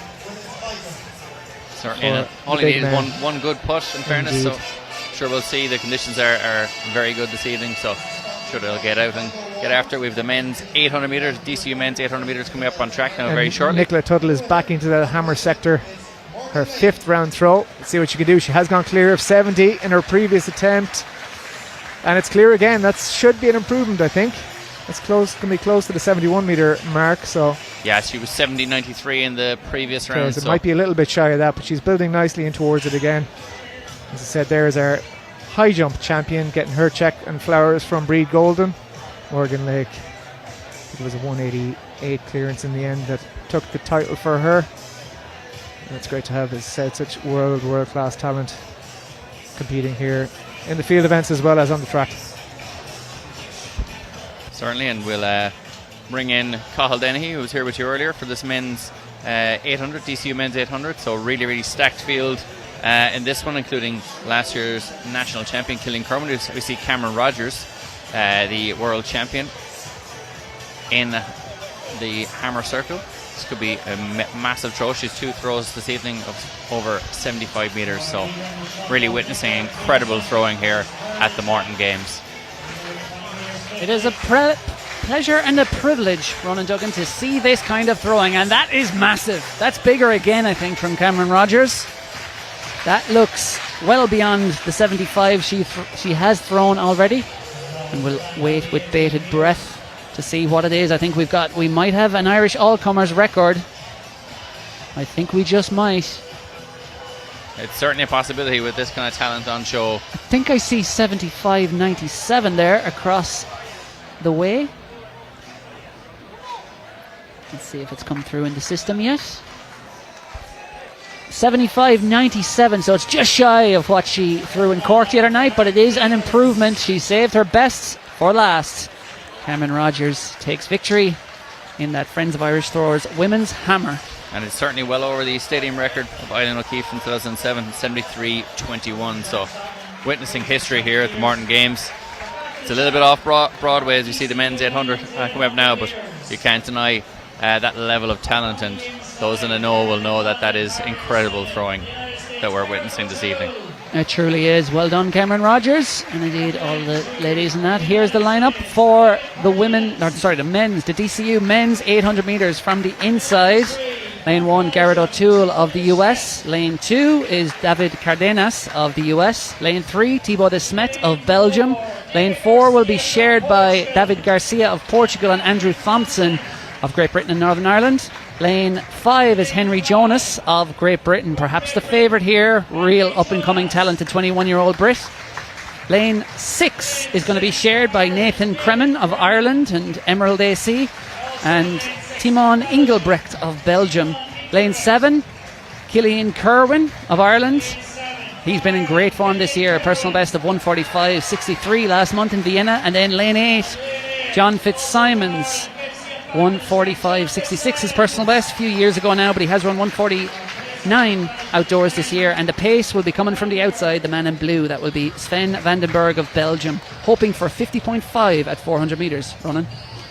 Yeah, really looking forward to this one. Henry Jonas there, that's at that 144 set in Bergen last year, so an incredible athlete, and we're just going to get onto the line here now very shortly. Yeah, and he's taken wins before Henry Jonas. Look out from there. He's in the gold and blue Nike strip in the middle of the shot there in lane 5. But he took a win at the Belfast Track Classic earlier on this year, 145, and also in Cork City Sports last year. Can he get the win at the Morton Games? He'll certainly be to the fore here. Look out for him, the former engineering student at Loughborough University. I think he's still studying there. Yeah, he's certainly, after engineering his way to third place there. What our pace is going up nice and quickly there, 24 seconds. It's 50.5 that we're looking through the halfway split. And Thibaut de Smet is making his way up there as well, the Belgian athlete, the Paris Olympian. 145 man is his best. Yeah, Thibaut de Smet is a very accomplished athlete. His personal best run a few years ago now, but he's a 2-time Belgian champion and he's running aggressively here. Killian Kerwin is back in third at the moment. Then it's David Garcia. Then it's Jonas. Then it is the Nathan Kremen. He's back in sixth, but they passed through 400 metres. Pace looked just about perfect, but this is where it's going to get tough for Thibaut de Smet, the 27-year-old Belgian, the 2-time national champion. He has slipped the field here. He has about 5 metre lead. Killian Kerwin has also run aggressively. He's just out in front ahead of David Garcia. But here comes Henry Jonas. He now is going after de Smet. Yeah, Kerwin was acting as like a secondary pacemaker there for that peloton-like group, but Jonas has made his way up on the outside. De Smet has stolen a march on the rest of the field, and Garcia, the Portuguese athlete, is running really strongly there as well in third place. They're all in single file now at this stage, and not much left to run here. 100 metres left. We're going to see a really, really strong time here. Will de Smet hold on into the home straight, Cal? Thibaut de Smet, it looks like he's going to have enough, but Henry Jonas is charging, and now suddenly de Smet is running through quicksand, and Jonas is running better than ever, and it's going to be the young Brit who's going to get up in the dying strides. He takes victory, 1:46.33. The Belgian Thibaut de Smet, he ran so bravely, just couldn't quite get home up that last 50 to hold off the challenge of Jonas, and it was Killian Kerwin of Ireland coming through very well there for third. Another good run by the Raheny man. Yeah, Kerwin came back really strongly there. He looked like he was being enveloped by those other athletes on the back straight there, but he managed to hold on and run really strongly up that home straight. The other Belgian, Timon Engelbert, getting up there for fourth place as well, so really, really strong run from him following his compatriot. And across the board, they're really exciting race. 1:46.31, not the fastest race we've seen here, but certainly a great race. Yeah, very good race, and well done to Henry Jonas. We billed him heavily on the start line, but as you can see there, he had a lot of metres to find on Thibaut de Smet, but de Smet is an athlete who likes to run aggressively, and he certainly did that. Yeah, and Garcia there ran out of it in the last 50 metres as well. Was well up in that third place for a long period in the race, but just ran out of legs then in the home straight. You could see Nathan Kremen there as well, working really strongly. And John Fitzsimon's great to see him back in the mix here in the Morton Games. Yeah, you see Timon Engelbrecht coming out the outside there, battling Kerwin for that third position, but Kerwin got it. The battle up front. The man who played his cards last ultimately played them best. You can see the tightness there in Thibaut de Smet. That stride is just constricted like it's in a vice. The vice of the 800 metre fatigue, which you know all too well, Ronan, the 2-lap tango. Certainly not at that pace, but an incredible run there from Henry Jonas, having a very positive time on Irish soil this summer. So I'm sure he'll be back. And I believe that Will has cornered our Olympian, our 2-time Olympian, Sophie Becker, for a chat after that 400 metres. Sophie Becker joins me now after the women's 400 metres. Sophie, second place, a really credible second place, 52.65 I think it was. Happy overall? Do you know what? I actually am, and I didn't think I would be happy with a result like that, but the last few weeks have been very challenging for numerous reasons, and I'm really, really happy with that. I think there's a lot of positives from it, like my home straight felt really, really strong, so that's something to build on, something I've been working on for the last few weeks. And yeah, look, obviously we always want a faster time, but I really have to just take it as it is and take the positives from it, which there was quite a few. Now listen, we don't want you to peak too soon, right? There's lots of important things coming up. You've been really busy, you've been globe-trotting around the world, so it's kind of work that's coming to fruition hopefully at the right time. Yeah, I hope so. I took June off of racing and went back to a big block of training. There's just a few things that kind of came to light in May when I was racing that unfortunately you can only really tell when you start racing, and things just didn't feel right. So went back into a really big block of training and worked on. I just felt like my speed endurance really needed to be topped up, and I think it felt better there. Obviously I would like the time to be faster, but my speed endurance definitely felt better there. So yeah, it was a busy summer, and the next 2 weeks are going to be busy again as I start back racing. Listen, we can't wait for it. Nationals coming up and then European Championships. Really looking forward to both. What are you going to be doing in each, and where do you see as well for Birmingham? Ooh, a surprise. I don't know yet. Obviously I've done quite a few 200s this year. It was something I wanted to dabble in a bit more. It was going to help my fours, and I just really enjoy the 200. Now 400 is obviously, 400 is obviously my baby. Like, I love the fours, I want to be on the relays, but I've been enjoying doing the twos, so I'm not sure yet. Probably the 400, but I might try get another 200 in before the closing day of Europeans. People will kill me if I don't ask you about the relay for Birmingham, because I know everybody's looking forward to that. What's been the talk in the group chat with all the girls? There's some new girls coming up, pushing you all, which is always good to have competition too. But do you think we're going to be competitive? Yes, absolutely. Do you not remember the relay that we did back in Botswana a few weeks ago? That was really, really exciting. We have such an exciting group of girls coming through. The relay that ran in Botswana was great. I think it was our third fastest time ever. And there's obviously people that are going to be coming through the next few weeks, people who will be added in. So yeah, we were second there 2 years ago. I don't see why we won't be fighting for a medal again this year. I'm really excited for it. Sophie, we can't wait. Go and have a rest, and we'll see you in a few weeks. Well, thank you. Bye. That's not mine. Fight and talk there from Sophie Becker. Yeah, I'm glad Ready we're for over a big here. one. Better you than me, Will. Sophie Becker, one of the delights of Irish athletics, and running brilliantly and getting back to brilliant form there. She might be hitting that at just the right time come Birmingham next month. Next up on track, as we see confirmation of the result there for Henry Jonas, 146.31. Thibaut de Smet hanging on for second, 146.48, and Killian Kerwin, strong run from the local lad, in third. Yeah, good field here in this women's Irish Life Dublin Marathon 800. Saoirse Fitzgerald in lane 1, Alex O'Neill in lane 2, Grace Van Agnew from Great Britain in lane 3, Kimberly Petechnik in lane 4, Lucy Armitage in lane 5, Emma Moore in lane 6, Laura Billow in lane 6, sharing lane 6, Nina Vukovic in lane 7, and Kahasa Malanga in lane 8, sharing with the pacemaker Elise Lasser. Yeah, there's the full lineup. They are aiming for 58 seconds at 400 metres.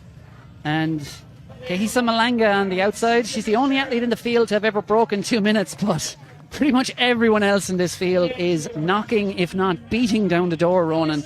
And conditions are just about perfect at Morton Stadium. Tonight could be the night. We've only ever had 2 Irish women, of course, under 2 minutes. Ciara McGeehan and Louise Shanahan. Alex O'Neill and Emma Moore would dearly love to join them. They've both run 2:00 flat, as you see in shot there. That is Kimberly Fichenech of Czechia. She's run former University of Alabama students. And then moving out, that is Lucy Armitage of Britain. Number 2 is Laura Bilo of Belgium there. She's sharing the lane with Emma Moore, the 22-year-old Galway woman, Galway City Harrier, who ran 2:00.71 in Ostrava last month. And of course, this is the DCU women's, this is not the DCU women's, this is Irish Life Health Dublin Marathon. Women's 800 metres, the men's 800 I'm thinking of, but Emma Moore, of course, is a student down the road at DCU studying PE and biology. And Ronan, you know all about that, having done it. Terrible choice. What a way. 50 or 60 years ago? Don't Whenever do it. we were in our college days. But the women's 800 metres, could we see a sub-2 clocking here? Meeting record 1:59.82 by McKenna Keegan of the US. But crucially, we'll be looking out for Alex O'Neill, national champion last year. She's in lane 2 towards the left ear shot there, the 25-year-old former Providence College graduate. And from Quinn in County Clare, been a tough week for the banner, so we'll see if the national champion Alex O'Neill can give them something to cheer about here. She ran her PB of 2:00.18, which is a very annoying number for a female 800 metre runner, as good as it is. She would love to make that 1:59 here. She goes in lane 2, Alex O'Neill, the Irish champion. Yeah, she certainly got out strongly there. She's up very quickly on Grace Van Agnew on her outside, and she's pretty much gone into a virtual lead there. Pacemaker will be coming around just in front of her, but she is leading the race right now. So she's obviously heard your chat about Claire and is excited to break 2 minutes. This is probably one of the most even fields I've ever seen assembled. All these athletes are close to that 2 minute barrier, with the exception of the one who's gone underneath it. The pacemaker's gone through in the perfect pace for that, and our athletes have gone with it. And that's Vukovic up on into second place there, just behind the pacemaker. Yeah, she's slotting into second place. Vukovic, she won in Cork the other night, had a great run there, 2:00.4. And she is running aggressively here, taking command of this one. She's going to be at the front when the pacemaker steps aside. Back in second at the moment, that's Grace Van Agnew. And then back in third, it is Emma Moore of Ireland, who looks serene there as she passes 400 metres in about 59 seconds. 58 and change. It is perfect pacemaking done by Elise Lasser of Belgium out front. And now it's going to get really interesting with 300 metres to go. Vukovic is going to be left in front. Van Agnew is there. Emma Moore is there. Lucy Armitage is coming up, making her way up on the outside. The 21-year-old Bucks University champion over 800 metres indoors this year. She's getting up to second place there. She's having a breakout season, as is Emma Moore, and she's got up on to our leader, Vukovic. Yeah, it looks like she's ready to strike the Brit. She had a great run there at the British Championships, third place last month behind Georgia Hunter-Bell and Izzy Boffey, and she is showing her rivals a clean pair of heels on this final bend. She's opened up 2-3 metres, but there are dangers coming from behind. Grace Van Agnew, the fellow Brit, she finished right behind her in fourth place at the British Championships last month. She's right behind her here again. Who's going to have it down this last 50? Vukovic is not done after her win in Cork. She's going to make it a double. The Croat reigns supreme in Dublin. 2:01.46. It is the two Brits then just behind Grace Van Agnew and Lucy Armitage, and then it was Emma Moore, the leading Irish woman, back in fourth. She'll have come in and around 2:02. Great race. It looked like maybe, Ronan, that Nina Vukovic, the race might have been run, but she had paced it really to perfection. Spent her pennies very wisely there and only went bankrupt at the finish. Very true, Carl, and well put. Yeah, she certainly looked in a little bit of trouble in that home straight. Armitage showing maybe that little bit of naivety going early with 200 metres left to go, but she had that strength, a 9-time Croatian national champion, to get over the line in 2:01.44. But a really strong field there. Saoirse Fitzgerald getting up as well, we think, for a 2-second PB, which will put her thereabouts for the world junior standard as well, which is an incredible achievement by the athlete wearing bib at number 8 there in the centre of your shot. Yeah, Saoirse Fitzgerald is headed for the University of Washington, I believe. Consulting with my University of Washington expert, Paul Marca, who has travelled all the way from Seattle to be here tonight. He told me there are 9 athletes, current or former alumni of the University of Washington, currently competing at the Morton Games tonight. And I guess with Saoirse Fitzgerald we can make that 10. Does that count? Asterisk? I don't think so, Carl. I think you have to be academically in there. 2:03.52. This has been confirmed for Saoirse Fitzgerald with a 2-second PB there. But we do have Vukovic, the Croatian, 2:01.44. Armitage, 2:01.89. Grace Van Agnew, 2:02.11. Alex O'Neill with a great run there, 2:02.40 as well. So really strong Irish performances as well, Carl. Was that Alex O'Neill who came through for fourth? I thought it was Emma Moore. So we saw in Cork the other night there was a few little change-ups in the results system, but I'm pretty sure that was Emma Moore. But obviously our eyes were on matters at the very front of the race, and that great battle between Vukovic and Armitage down that home straight. Well, she certainly was there on the back straight, but stranger things have happened, but especially on this track. But we'll find out very shortly. There is Nina Vukovic. 3 times she's won the Balkan Indoor Championships. And very accomplished. She's still waiting for that sub 2, but like I said, she's beating down the door repeatedly. And no doubt one of these nights it's going to come for her. Next up on the track, it's going to be the men's 100 metres, I believe. And for that, of course, we'll have to bring in our sprint expert, Jared O'Donnell. But we're still about 5-6 minutes away from the men's 100 metres, so we'll check in on this men's shot put. Yeah, we certainly had an incredible run of 800 metres there. Those races, 2 races in a row there, really, really high standard and really positive racing across the board. This is Piers Cameron of Great Britain. 18.26 his best. That has him in 8th position. But in the men's shot put, Victor Pedersen of Sweden leads the way with 20.50, the only man over 20 metres so far. Nick Palmer of New Zealand giving best chase in 2nd, 1972. We are in round 4 of that men's shot put. Next on track. Yeah, we won't see an improvement from Piers Cameron there either. 18.26 has come up on our screen.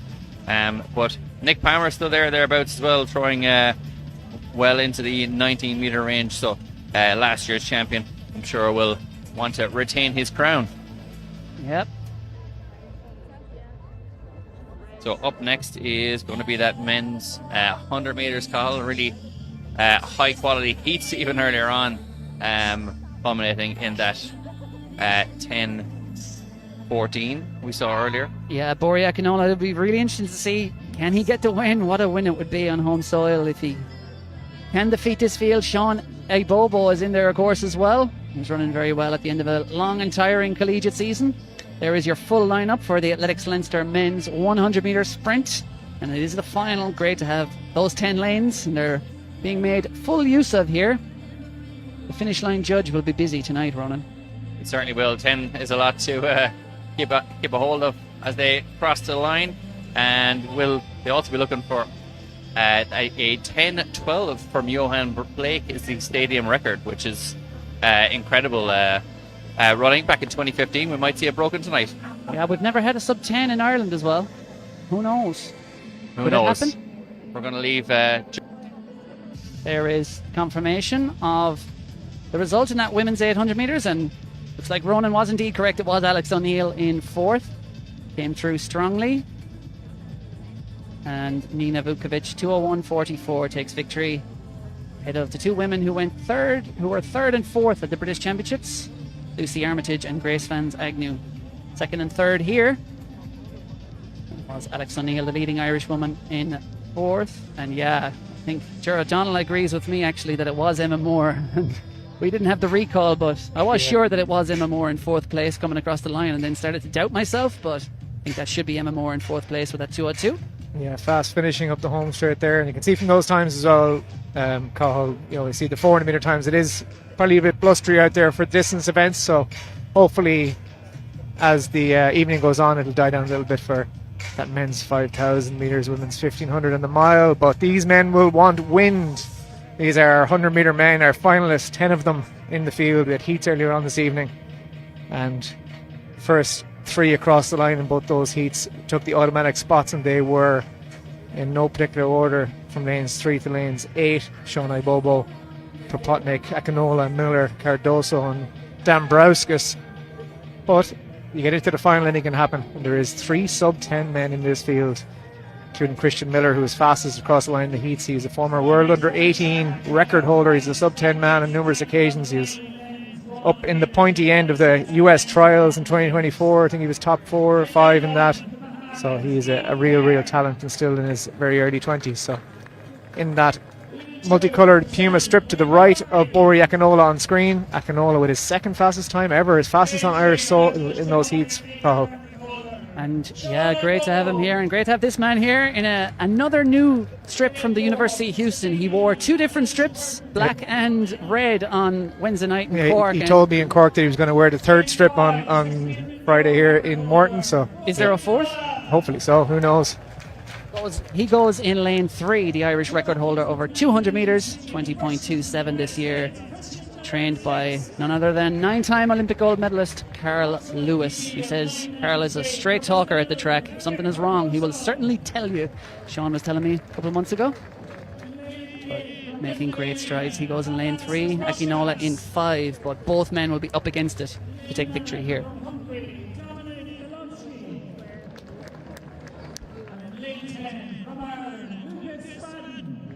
Just getting their introductions from the infield. The DJ is battling with the infield commentators. He is blasting the tunes out.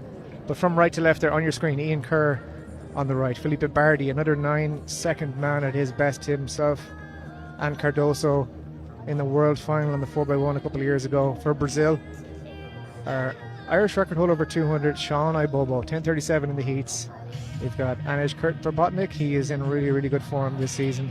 10.09 at his national championships for new national record. Bori Akinola, the Irish record holder over 60 metres in that yellow UCD vest. Christian Miller beside him. He might just be the man to beat. Eric Cardoso in lane 7 is 9.93 at his best from the Brazilian Championships last year, national record. Adas Dambrauskas outside that, third in the heats. Dominic Ilovsky and Lucas Fadden with a really strong run, the Irishman, out in lane 10, but we're on our marks. The wind is heading the right direction. They're in the shade of the home straight, but it's still warm. The infield clock says plus 0.4 at the moment, and we await the starters set. First time of asking, we are away. Propotnik got away nicely there in the blue Nike strip, but Christian Miller in the middle is flying it. Bori Akinola, can he get up with him? Can we get a hometown win? It's going to be Christian Miller coming through. It's going to be very tight on the line. Cardoso takes second, and that's going to be a stadium record call. 10.07 plus 1.3. Wow, that is the fastest we've ever seen here in Morton Stadium. Perhaps an Irish all-comers record, I would imagine, too. Beats none other than Johan Blake, who was in his pomp back here in 2015 with a 10.12 with a similar wind reading. 10.06 it's corrected to. That is absolutely brilliant from Christian Miller. He is back to his best. That is his season's best. So there he is. He is strutting, and as he should. We're going to be anxiously waiting to see what the times are behind. Bori Akinola is on his hunkers with his hands to his face, waiting to see what pops up for him. It could be very, very quick, but it was an excellent race. Yeah, Bori was not very far behind at all there. Certainly till about 60, 70 metres. We'll tee up the replay for you, but you could see that Bori, he got out very well. Obviously, we know all about his ability over 60 metres this year in that yellow vest. He's beside Miller. He leads Miller, I think, there at halfway, just by a touch, but you see Miller's strength, that speed, endurance, all playing in there in that last 40. And then just outside Miller was Eric Cardoso, Brazil, coming through for second. Yeah, Propotnik there, fourth from your left in the blue and white. Got away very, very well. He is the 60-metre record holder as well, but that was a brilliant run there. Christian Miller really set the tone. Cardoso on the outside, but Bori Akinola came through strongly and called. I think he has been rewarded. 10.19. So equal personal best. Cardoso with 10.15. So that's a brilliant run from the Brazilian as well. He's been in good form in Europe just this week. And Propotnik up to fourth ahead of Sean Ibobo with an equal personal best, 10.27. So not just a 100-metre, 200-metre man. That'll be good validation for Ibobo as well. A lot of running done in the States already this season. He said he's basically took 5 weeks off, or 5 weeks with no racing to restart his season now and try and obviously push towards Europeans. So brilliant running from the Irish, but especially Christian Miller. What can you say? 10.06. There it is on our screen. USA, Brazil, Ireland. Yeah, you know, there's a lot of youngsters dotted around. There's so many people. When I had my little break there, I went up to the hill for a while and just soaked in a bit of the atmosphere. But there's so many youngsters there. They're lining up trying to get autographs. And you know what? They're all going to have seen a 10.06 100 metres. And as many times as you watch it on TV, David Gillick always said that when he first went to the World Juniors in Jamaica and he saw what 10.0, 10.1 looked like in real life, it was jaw-dropping. And a lot of those kids have seen one of the fastest men in the world run a 10.0 100 metres before their eyes in Santry. It's also different to being at a major championships where you're up in the bird's nest. You know, you're very, very far away from the athletes. To be down level with them trackside, to see that speed going past you or running towards you, in fact, it's frightening speed. And like you said, that's going to be such an inspiration. 2 Irishmen sub 10.30 and in the top 5, and 10.06 on the clock. It's really phenomenal stuff. And just I noticed you said you went for a little walk and onto the hill for your break call. You know what I did? Put in my AirPods and listened to you and Ronan. Well, that's all right. What are you going to do with your break? Where are you going to go? Who knows? Maybe to the hill. You don't want to watch this 5,000 metres? By far, I'll be watching. By far the best event of the night. I will be. It takes ages though. As I will well. be watching. We love our endurance. But I'm going to let Ronan come back in with his expert knowledge for this one. For that 5,000, the women's 1,500 after that, and then we'll be rounding out a real stellar evening here with that Morton Mile. Christian Miller getting his plaudits on the podium, but there's second page of that 5,000 metres. Yeah, there's some of the big men listed there. Big thank you to Ger O'Donnell, as he signs off for now anyway, bringing the expertise across all those sprint and technical disciplines. But now it's time for the aerobic monsters. The men's 5,000 metres could could we see an Irishman go under 13 minutes for the first time in history? Could we see Brian Fay's national record of 13:01.40 go down? Will we see more men catapult themselves into contention for the Irish team at the European Championships in Birmingham? The likes of Callum Morgan, the likes of Cormac Dalton, Jack O'Leary, they'll all want to earn a spot. At the moment, only 2 men have the standard. That is Nick Griggs and Darragh McElhinney. Brian Fay is looking for the standard, but I think he's well ranked enough to qualify. And but this will factor heavily, I'm sure, into the selection decision in about 3 weeks' time after that national championships, because it's highly possible that more than 3 Irishmen will be eligible to go to Birmingham over 5,000 metres running. Certainly, and Brian Fay will be looking to guarantee his spot or get close to guarantee his spot with that A standard as well. He has a B standard, and in this men's 5k they'll all be been inspired by that incredible 100 metres there, and they know the conditions are good tonight. Just over 12 and a half laps. Just confirming it's gone into the system there. It is indeed an Irish all-comers record, along with being, of course, a meeting record and stadium record. So brilliant stuff from Christian Miller, as Ger suspected. Irish all-comers record. We have never seen the likes on Irish soil. No, and I remember being here for Johan Blake's 10-12, and an incredible night that was back in 2015, but it has been consigned to the dustbin of history and been replaced. Cameron Rogers joins me now after the women's hammer. Cameron, congratulations, a fantastic performance by you, a big throw and a win. Happy? Oh, super happy, super consistent today, really happy, and first time in Ireland, so I've had a great time. It's just been the best hospitality. Everyone's so kind. Like, I really want to come back to these couple meets, Cork first and then Morton here today, so I've just had the best time. Well, you're certainly welcome if you can bring this weather, because it's not usual for Ireland. We're having a great summer. How's your summer going? How's your season been so far? Season's been great. I mean, to open up the season with a PB, have a lot of really consistent meets, and especially after a big move last year from California to Texas and lots going on, I feel like the season has just been, a dream. So as we're closing out now on the last couple of meets, I'm super happy to obviously be here tonight, and then just to get used to this European travel again as I come back in 2 weeks for Commonwealths. Right, you're looking forward to that, and what's going for the Commonwealth gold, I suppose? It's going to be a lot of fun. It's going to be a great time. I know there's a lot of really great throwers in the Commonwealth, so we'll come in. I compete the 27-28, so stay tuned for that, and it'll just be a really great time with some of my teammates as well from home. So I have to ask you, in your professional, Olympic and World Championship opinion, we have our own interest now in the hammer and Nicola Tootle. How impressed have you been with her? Oh, she's the best. She's so sweet. She's such a strong thrower, and I think, I think the first time we met must have been, it would have been a couple of years ago now, and just to see her, thriving and just throwing further and further, like, it's what I want for her, it's what we want for the sport, to see so many people just building on their best and just becoming these amazing athletes. So it's really great every time we get to compete with each other, see one another, and so I think it might be a while before I see her again, but I'm waiting for that hug. Well, listen, we hope you've enjoyed the Morton Games, and we hope we'll see you here again soon. Absolutely. Thank you. Thanks, Cameron. Thank you so much. Well, great stuff from Will and Cameron Rogers, talking to a legend of the sport. She was so quick, she caught us by surprise there, Ronan. We weren't ready for that chat. No, we weren't, but an excellent chat. And it's how fast she spins in the circle. But yes. What a lovely personality as well she is, or she seems like, from up here. And great to hear those words as well about the up-and-coming Nicola Tootle. Certainly, and I suppose we need to kind of get across to people here how good Nicola Tootle is, what she's throwing at the moment, and to be even acknowledged by such a legend of the sport, to be such an up-and-coming and good thrower, is a great compliment at her young age that she's currently at. And look, it's a small community, the hammer throwing community. They know each other well, much like the pole vaulters. There's a real fraternity amongst them.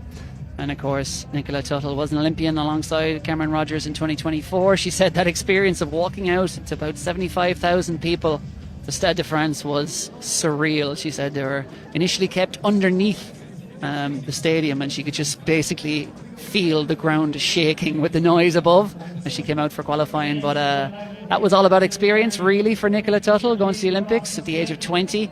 And then last year she stepped up at the age of 21 with a world final in Tokyo, as we see in the men's shot put. This is Philip Thomas of Germany. And he is currently in 7th position in this men's shot put. We are coming towards the end of, this is round 6, I think. One round to go, I think. Yeah, it is indeed round 6. So Victor Pedersen still leads the way of Sweden with 20.50 ahead of Nick Palmer of New Zealand, 1972, and then it is Christopher Lecata of the US, 1942, back in 3rd. But it's distance time, and Ronan, I have to say, all biases not put aside, this is the race I'm most looking forward to this evening, because there's just so many interesting storylines in this race. There is, the Irishmen, many of the quickest Irishmen ever over this distance. Nick Griggs, Dara McElhenney, Brian Fay, many others too. We have a very good Ethiopian athlete, Yisme Dilu, who is just 20 years old. He ran 13:00 on the road for 5K in Saudi Arabia in December. He's not much experience on the track, but he's the kind of athlete who all these men will highly respect. There's lots of other internationals in there as well. They're going to go out, attempt to run 63 seconds per lap here. The goal is to get to 3K at 7:52, which would set them up for a winning time in the low 13 minutes. How close can they get to it? We don't know, but one thing I can tell you, no Irishman has ever broken 13 minutes. There are a few in here who just might. Certainly, and Darren McElhenney is hoping to be the first. He was the first teenager under 14 minutes. He's hoping to be the first Irishman under 13 minutes. Can he do it tonight? The European under 20 5,000 metre bronze medalist. Incredible Irish interest in this, as you said, with Nick Griggs running incredibly well earlier this year before, unfortunately, dropping out. Brian Fay just sitting in there behind his former teammate Sean Tobin. He is number 1 there in the yellow and blue vest. He is the Irish record holder. And then it is just behind Brian Fay, who's in 3rd at the moment. That is Aaron Gebramariam. He actually runs for the Athlete Refugee team. He's just 19 years old. He fled Eritrea due to the conflict there. He found refuge in England, and he ran 13:26 just in June this summer for 5,000 metres. Yeah, the big Ethiopian Yisme Dilu has ran 27:08 over 10K as well, and he is sitting back there about two athletes behind Darren McElhenney in about 8th place. So he will make his way up to Sean Tobin and Colin Rooney, who's doing a great job here from the home club. Recently set a Irish Masters 5,000 metre record there as well. So we have really strong pacers here who are doing a great job thus far, and Fay, Griggs and McElhenney all in the mix. Yeah, it is a beautiful choo-choo train there that all these men are on here. As we come up towards 1 kilometre, we'll get a great idea here on what this pace is exactly. It is about 2:39, so that is pretty much spot on. It's about 13:15 pace or so, and they will try and pick it up a little bit from here, but it has been a challenge really to get pacemakers good enough to get to the point in the race they need to here, because you want to be getting to 3,000 metres in the low 750s. Colin Rooney, Clonliffe Harrier, I used to run against him 20 years ago, and he's older than me, and it makes me feel he was a full-grown man at the time, but that makes me feel, I don't know, does it make me feel young or old? But either way, Colin Rooney has just been showing evergreen class throughout his career. The Clonliffe Harrier, now in his 40s, and then still running brilliantly and doing a great pacing job here, leading. It will be Sean Tobin, pacer number 2, in that white of Clonmel. Back in 2nd, he will try to get as close as he can to 3,000 metres. That's a required pace. And then back in 3rd, it is Aaron Gebramariam. And then slotting in perhaps the favourite, Yisma Dilu of Ethiopia, back into 4th. And he is towering above Nick Griggs at the moment, who leads just ahead of Dara McElhenney. Nick Griggs, the first Irishman. And then it is Scott Beattie just behind McElhenney. And then it is Brian Fay in that yellow and blue Nike strip. Yeah, Scott Beattie won this race in 2023, the former University of Tulsa student. He'll have a couple of friends in this race with the likes of Shea McAvoy and Cormac Dalton as well, attending that university. So really strong field here. The Irish record over Brian Fay is in about 8th place, sitting on the back of Beattie, and McElhenney and Griggs just in front of him. So it's an intriguing battle here as Colin Rooney drops out there at the mile marker, 4:17 through the mile. and Tobin now takes over. So as you said earlier, it's still single file train that we're seeing here. There is a bit of a gap back to a group forming there just behind, but all of these athletes are still very much on pace. Yeah, and now we see a move, and it is a strong move. The required pace was not quick enough for this man. That is Aaron Gebramariam, the athlete refugee team. He grew up in Eritrea. Everyone will know about the conflict there, war-torn country across many years. He fled that country for his own safety. He started a new life in England. He's running over there, and he is running very well, and he is actually qualified already for the next year's European Under-23 Championships, so he'll be running for the athlete refugee team there, but he has built about a 10-metre advantage here, and Sean Tobin has said, "You're doing my job," and he has circled around, and he is now starting to chase after Gebramariam because he'll be keen to get back to the front, but really this is getting, that move has just splintered the pack just a little, and it's really important to just stay on pace consistently. And you can see Dara McElhinney, Brian Fay, Nick Griggs, they're in that group there, Scott Beattie. They're just trying to control it and not have this inefficient kind of surging. But of course, this is the way that East Africans do like to run. They run a lot more in tune with their bodies. When they feel good, they move. That is the way it works, really, amongst the Kenyans, the Ethiopians, and clearly the Eritreans. Europeans, Americans are a lot more slaves to the clock, really. They like to hit even splits. But Gebramariam, the 19-year-old from Eritrea, running for the athlete refugee team, putting in a big surge there, just passing out the pacemakers and putting this field to the sword early on running. Certainly, and Griggs looks incredibly comfortable, as does McElhinney. There was a little bit of leaning back from both there as the surge went in, and you can see there was a little touch of fatigue starting to form as we're getting into the real guts of the race now. But Faye has lost maybe 5 or 6 metres onto that group and does need to close that gap if he wants to stand any chance of being the first Irishman home in this race as Tobin steps off the track. So we've got Gebrahim and Deleu are first and second, with Griggs in third and Beattie in fourth, McElhinney just behind. Yeah, and as Brian Fay was just done a big favour there by his training partner at the Melbourne Track Club, Jude Thomas, because the tall man in the Puma, the multicoloured fluorescent colours of the Puma kit there, Jude Thomas, Brian Fay was getting gapped by the men in front of him, and Jude Thomas just came around him at a crucial moment, and Fay, recognising, of course, he knows him well, they're good friends, he just dug in a little, and Jude Thomas just kind of carried Fay back into contact, but Fay in danger of losing contact, and he's good enough to go with this. It's not too fast. Brian Fay, though, at times mid around the halfway, 2/3 point of races, can lapse in concentration, but he always comes on strong. But this is the part of the race where he really has to concentrate and just bridge those 3-4 metres to Jude Thomas and stay in touch with this pack. Yeah, and Jude Thomas is a 3:31 man at his best over 1,500 metres, so these athletes will not want him there at the end. He's won multiple Australian titles over 3,000 metres, so he will certainly be, if he's there at the end of this race, he's going to be in the mix to pick up maybe some of the minor medals, but he'll certainly be in the mix. Yeah, the men are lined up. The chasing train is down to 8 men at the moment. But as it was, really, and we're coming up to 3,000 metres here. 7:52 was the mission. They're going to be a little bit outside that. It's going to be around 7:55 on the clock for Gebramariam as he goes through, and then the pack is going to go through a touch under 8 minutes, so 7:59. The pack are currently on about 13:20 pace, so there's not going to be any major records. We're not going to see a sub 13.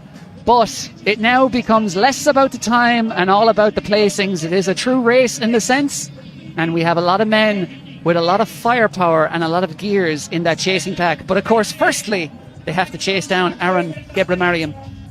Certainly, man, we haven't mentioned there is Jonas Arias, the Swiss national record holder, 13:07 at his best. He's in that green and white singlet just behind Dara McElhinney there, so he'll certainly be in the mix at the end of this one as well. So that pack there is trying to chase down Gebramariam, and you'd almost forget he was there. He's after making such a jump on the rest of the field. You're almost watching that second group and seeing how the Irish are getting on, but he's putting on quite the show here, the Eritrean athlete, with 4 laps left to run. He's got about 40-50 metres on the rest of the field, the 19-year-old, and just behind him is the Ethiopian Deleu.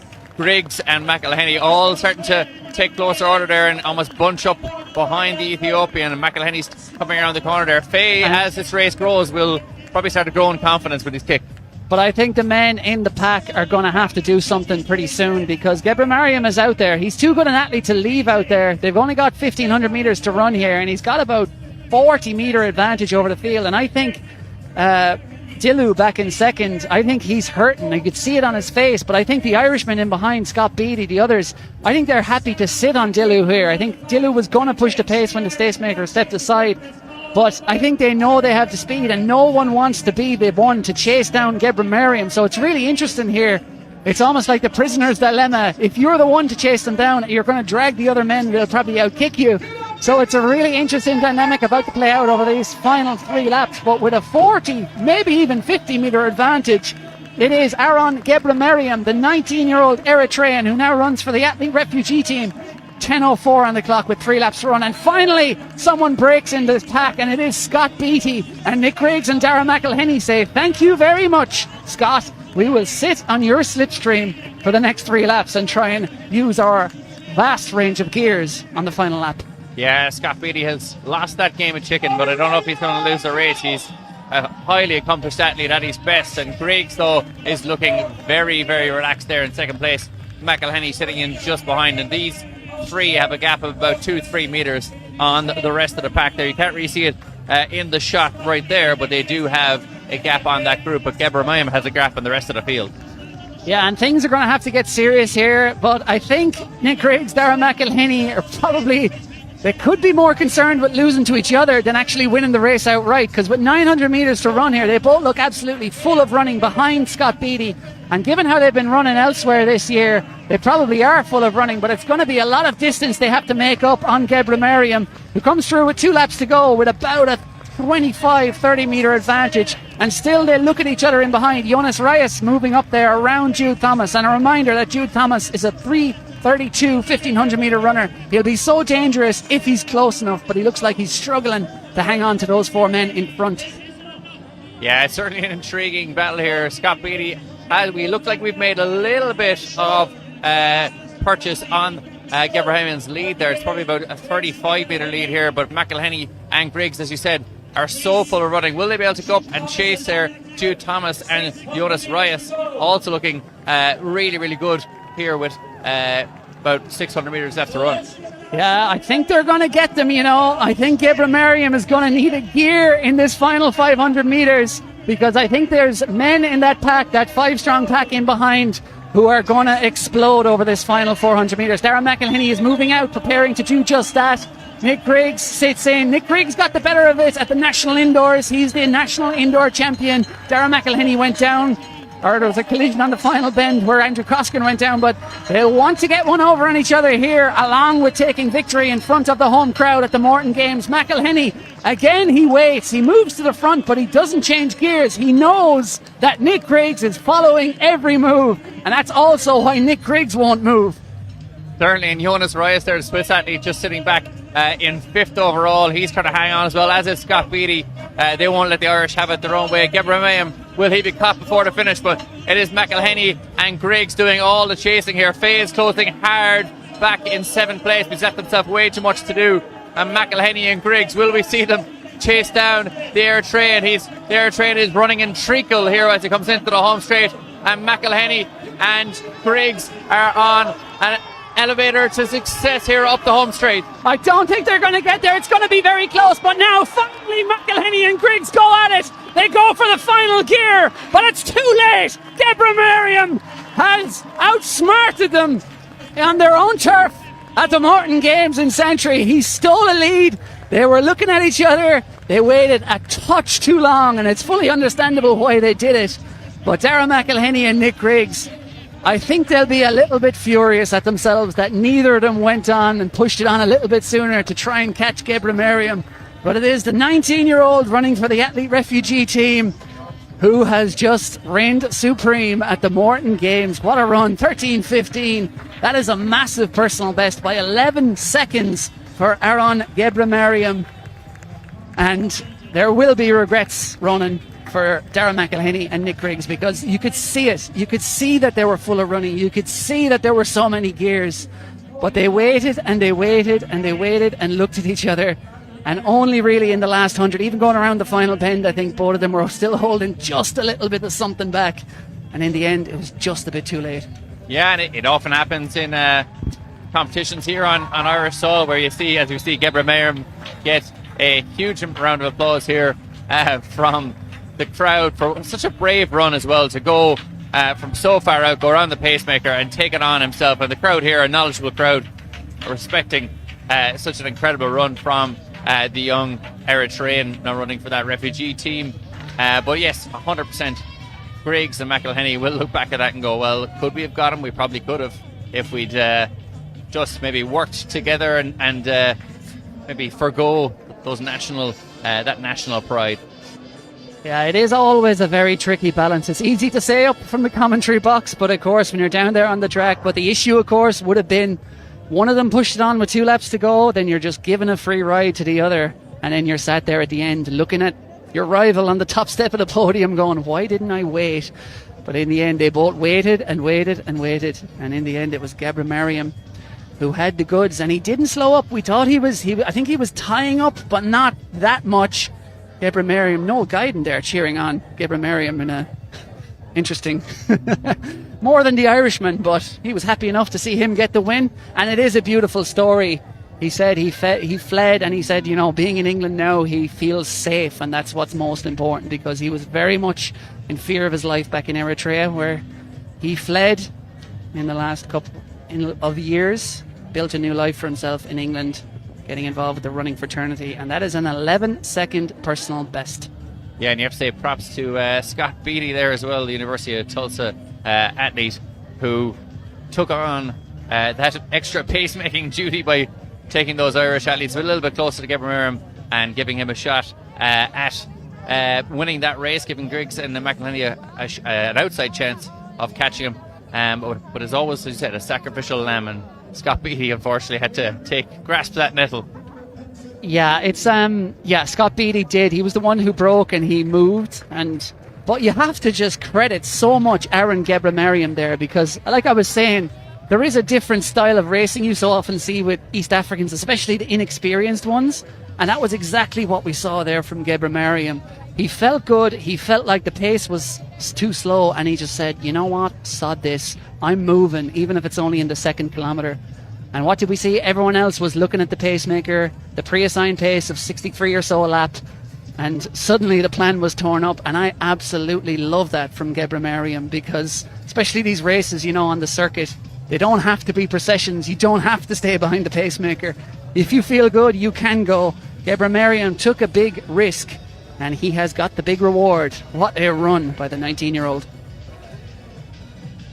Incredible performance. I think we're hoping to catch Darren McElhenney very shortly for a quick interview. We see the results here come up on screen: 13:15:06 and 13:15:90 for McElhenney, 13:16 for Griggs. So really good performances and good race all round. Yeah. And what a way to prepare for the European Championships, where we'll very likely be seeing Darren McElhenney and Nick Griggs, and indeed probably Brian Fay as well next month. So great calibre of competition there from all around the world, from down under to East Africa to the US to all around Europe. And of course our pals across the water in Britain. Scott Beattie playing a crucial role in that race, because I think without that move, I think it wouldn't have been close. But for the last 3 laps there, we were just wondering, is this going to come back? It was very much like a Tour de France stage, and we were comparing, do they have enough time? In the end, the chasers ran out of road, and brilliant to see Gebra Mayerm get a rousing reception. He has taken down the Irishmen on their own soil, and he has earned that trophy for the Albie Thomas family. Dublin Athletics men's 5,000 metres.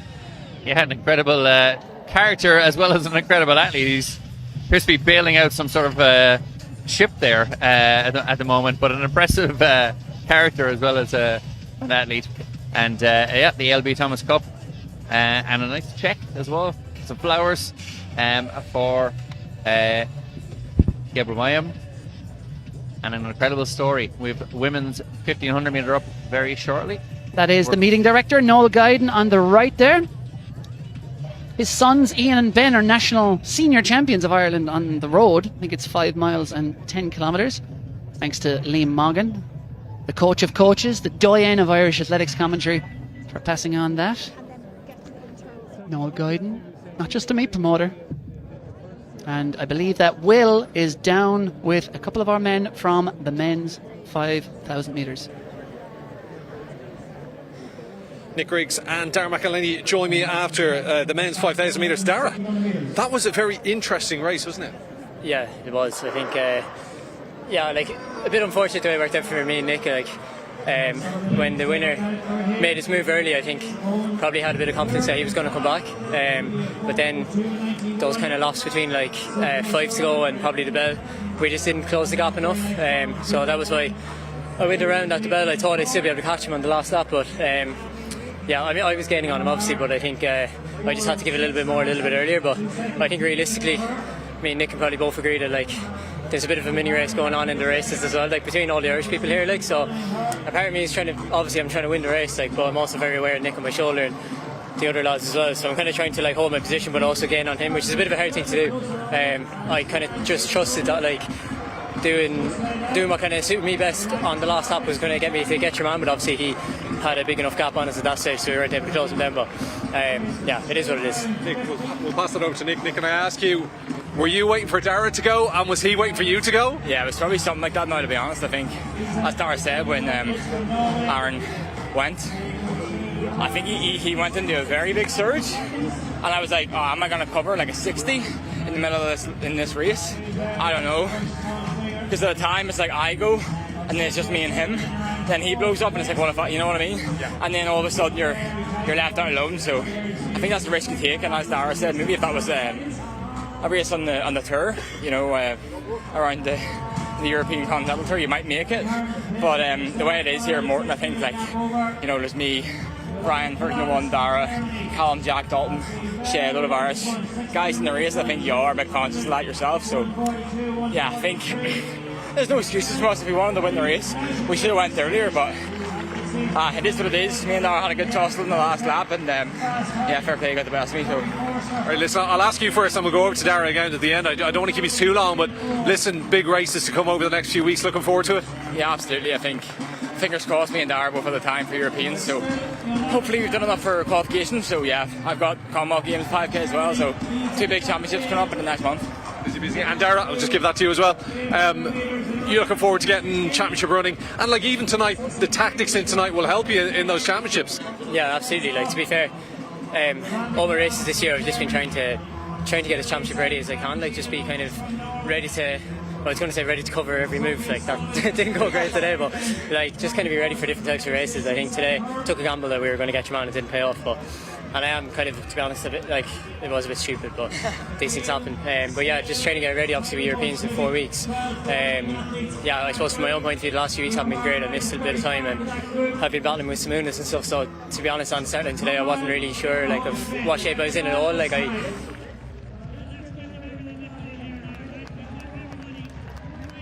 With 1 lap to run in the women's 1500 metres, out front it is Yolanda Kalabis of Germany, just ahead of Anna-Gina Lovnes of Norway. Sophie O'Sullivan of Ireland is in a good position though, back in 3rd, and she is ready to strike, I think. Amina Matug there of the Netherlands is back into 4th. She won over 3,000 metres at the Cork City Sports the other night, but Sophie O'Sullivan had a brilliant run, bounced back to form there with a 2:01, and Sophie O'Sullivan is in the position exactly where she wants to be. She takes aim at the 2 athletes out front. It is Yolanda Kalabis, a world under-20 bronze medalist 2 years ago, but she's got a European under-23 champion and a NCAA champion on her shoulder. Sophie O'Sullivan, who is trying to rouse this crowd with a home victory. She has the speed. Does she have the strength down this home straight? They turn for home, and it is Sophie O'Sullivan with her mother Sonia watching in the crowd. Sophie O'Sullivan, she is a fighter and she is fighting towards the line here. There is a charge from Anna-Gina Lovnes of Norway in 2nd, but Sophie O'Sullivan, neck straining, eyeballs out, all the way to the line. She's going to get the win in Dublin.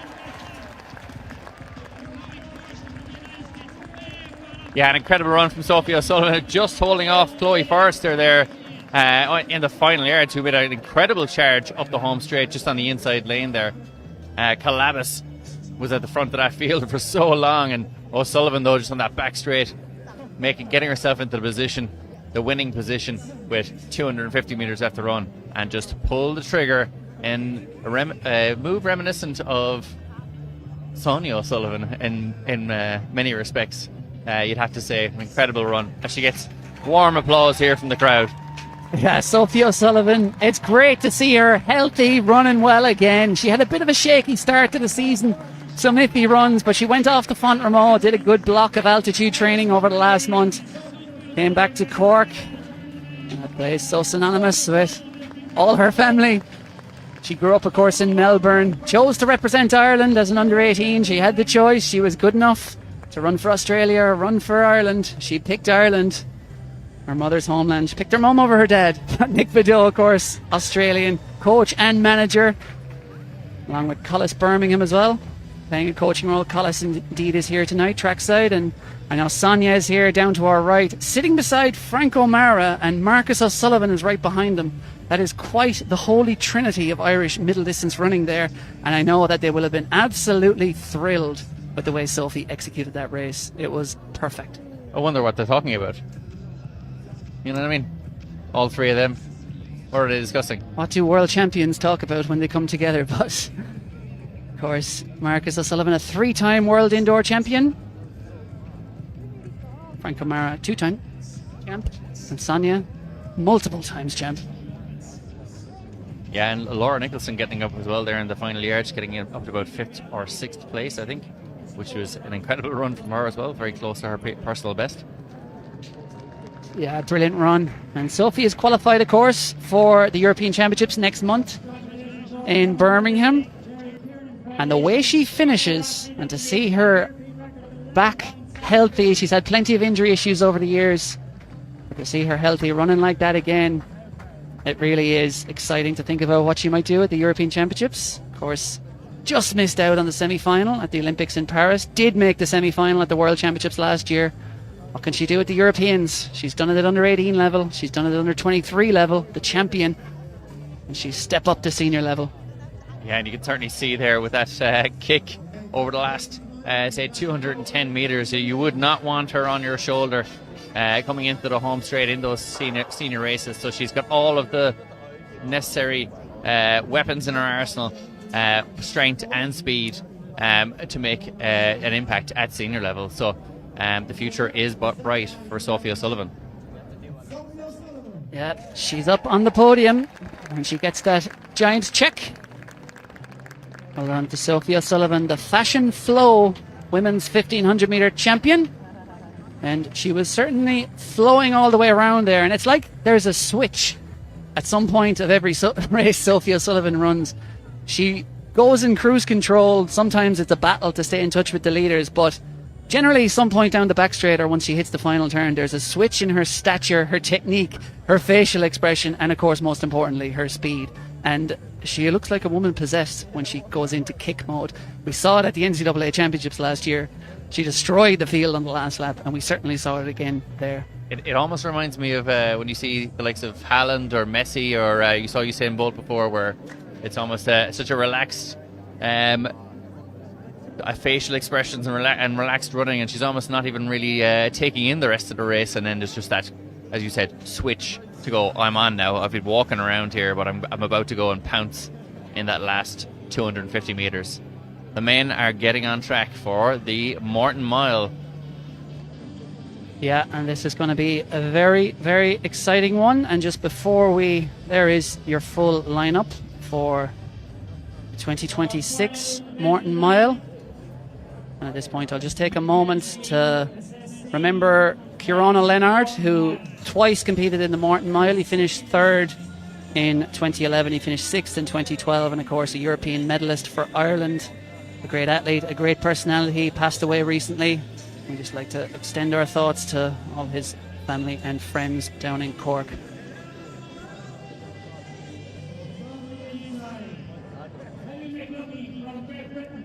So there is the full lineup for the UPMC Sports Surgery Clinic Morton Mile for 2026, and this is loaded with quality. Henry McLuckie of Britain, he's a 3:53 miler.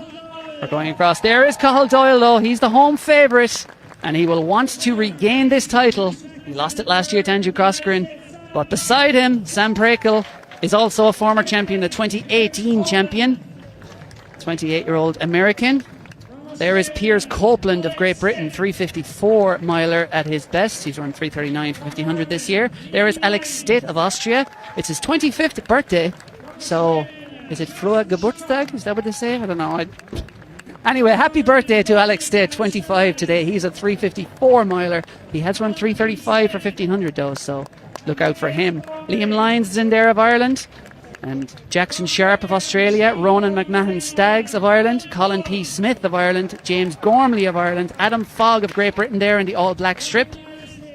And this man, I think, Ronan, is going to be a big factor here, Davis Bove. Former triathlete, he was US Under-23 triathlon champion a few years ago and now runs with Under Armour Mission Run Dark Sky Distance, coached by Stephen Haas over there in Flagstaff. Davis Bove is a 351 indoor miler on that magic track over in BU earlier on this year, and he recently ran a 351 mile at the pre-classic. That makes him a huge contender here. Look out for him in the all-black strip. And then just to complete the lineup on the outside, third from the outside, it's Jack Ansey of Australia. On the second from the outside, it's Noah Baltus of the Netherlands. They are our racers, and our pacemaker on the far left is Ben Claridge of Great Britain. He will be trying to get to 800 metres in 1:55. Yeah, he's going to be trying to hit 57, 58 for these laps as you see them go around there. But an incredible field has been assembled here for probably the most famous race on Irish soil here, the Morton Mile. It's probably the deepest field we've ever seen with all of these athletes sub 4 minutes for the mile. So an incredible field that we've assembled here this evening. Fogg ran so well in Cork City Sports there, leading that race and just struggling in the final yard, so he'll be in the mixer in this one as well. And they're off, and a pacemaker has got himself out nice and strongly there, as has Cathal Doyle. Yeah, Doyle just had to wangle his way through a few bodies there, utilise his arms. It's always tricky, as I mentioned earlier, that opening bend of a mile, that waterfall start. But Doyle is mid-pack at the moment in that blue and yellow Nike vest. Doyle will aim to have one mission here, and that will be to be on the shoulder of the leader as he passes that Clonlift clubhouse, as he is right now the top of the back straight. With 200 metres to go, it's where he loves to be. He loves to be the hunter, and he sure can kick, but there is so much class in this field. And of course, Sam Prakel, Davis Bove, the two Americans, Adam Fogg of Great Britain, I think these are the guys we're going to watch, and it's no surprise to see the three black strips lining up there behind the pacemaker as they come through 400 metres here. That is Jack Ansey of Australia, leads the way at the moment, 57 seconds on the clock. It is perfect pacemaking by Ben Claridge. Yeah, Ansey just there, the Australian record holder for 1,000 metres. Not often ran as an event, but shows that he has the speed over those final laps should he need to use it.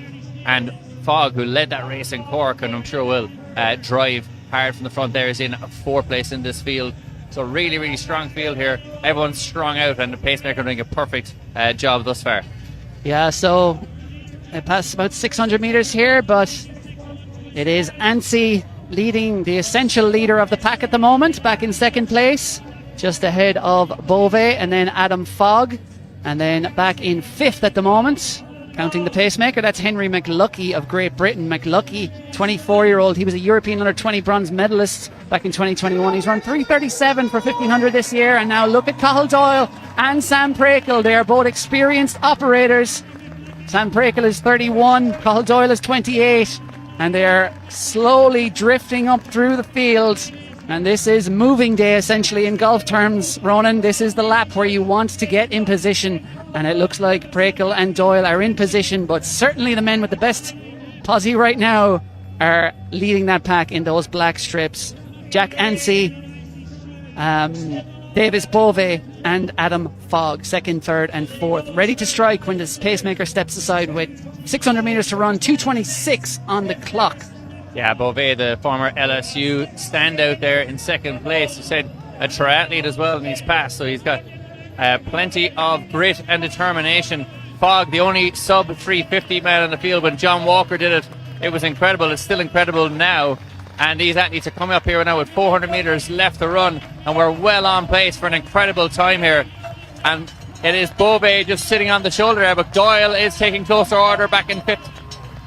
Yeah, Doyle is going to have to get a little bit closer. He has to get round Prakel, and he recognises that with 400 metres to run. He just steps out from that inside curve, and now he's off the curve. He can pass these men, but it's going to be difficult to do that because he's got 5 of them to get past. And out front at the moment, it is still Jack Ansey. He has been aggressive here, but Davis Bove, who's been in such brilliant form, he is ready to strike there as well. But first it is the former champion Sam Prakel, the wily veteran. He is such a good operator at these distances, and he has timed his run to perfection. He steals a march on the field around this last bend. Henry McLuckie tries to go with him in second. The Brit, it is USA versus Britain at the moment. Ireland is up to third now. Cathal Doyle, the Clonliffe Harrier, but I think he's left himself too much to do. It's going to be Prakel against McLuckie down this home stretch, and it's the American, the 2018 champion, who's going to take victory again in 2026. Sam Prakel, 3:50.99 on the clock. Henry McLuckie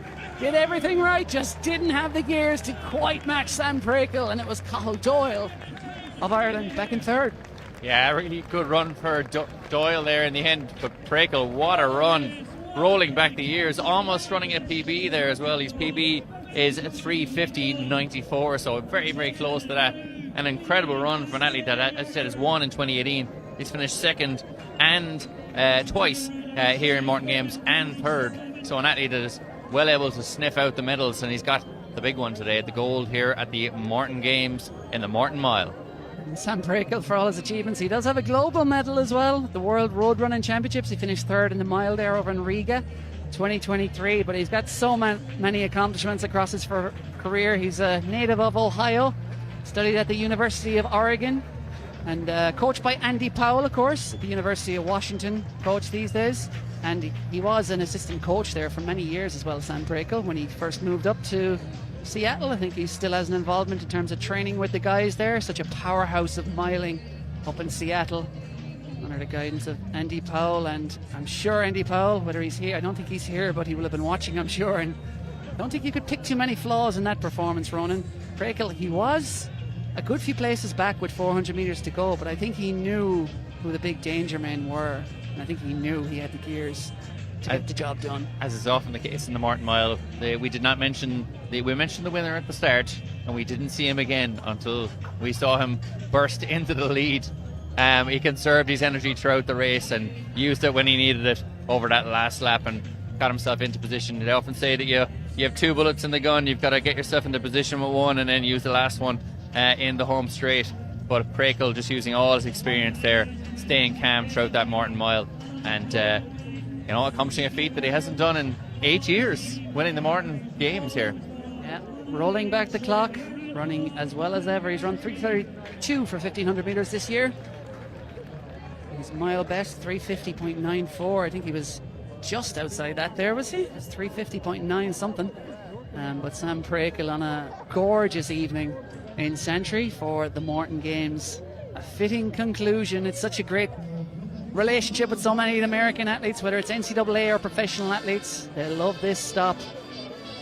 And Sam Prakel, a frequent visitor to the Morton Games over the years, has turned in a polished performance.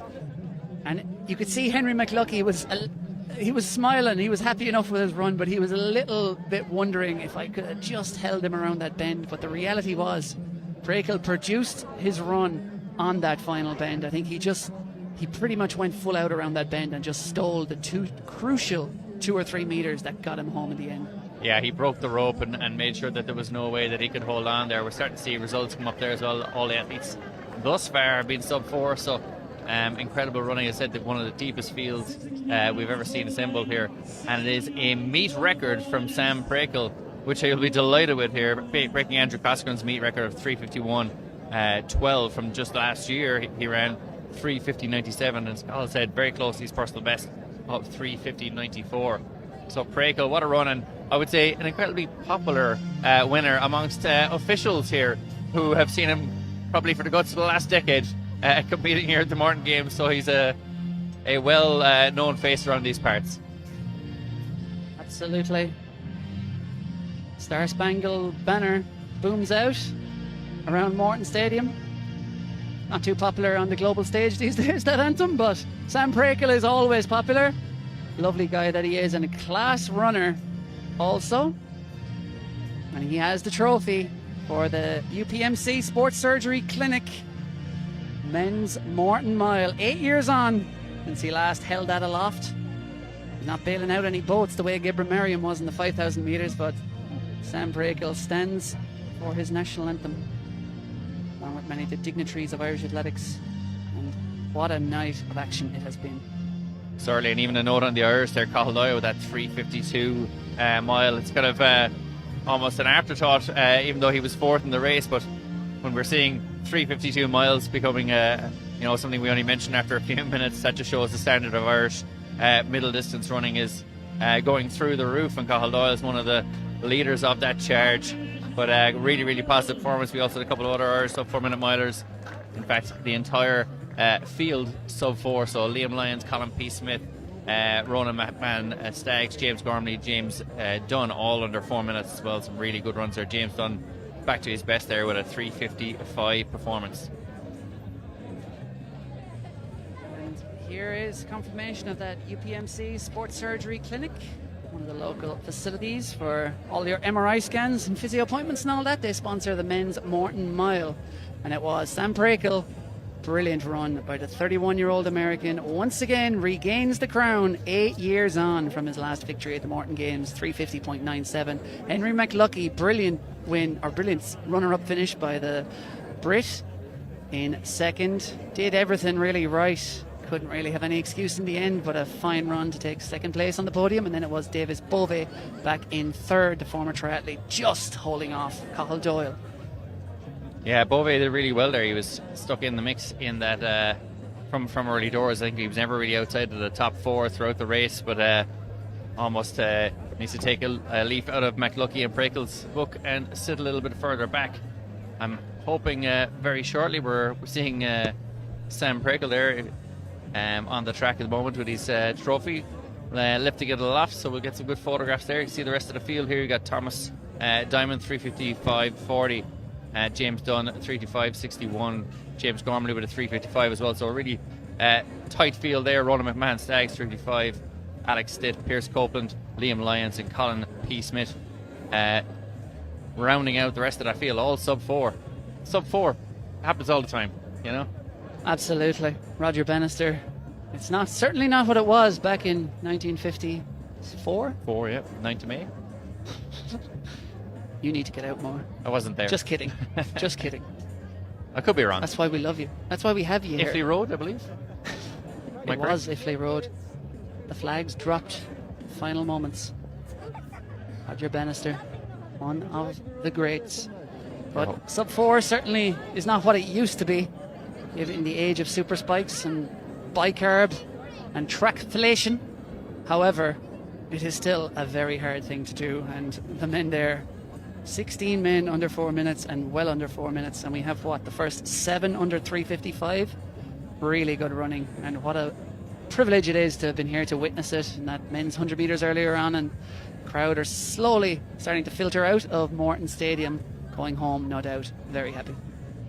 Yeah, and we're going to get an interview with Sam Brakel very shortly, and I suppose what you're trying to say, Cahill, is Sam Brakel better than Roger Bannister, essentially. Objectively.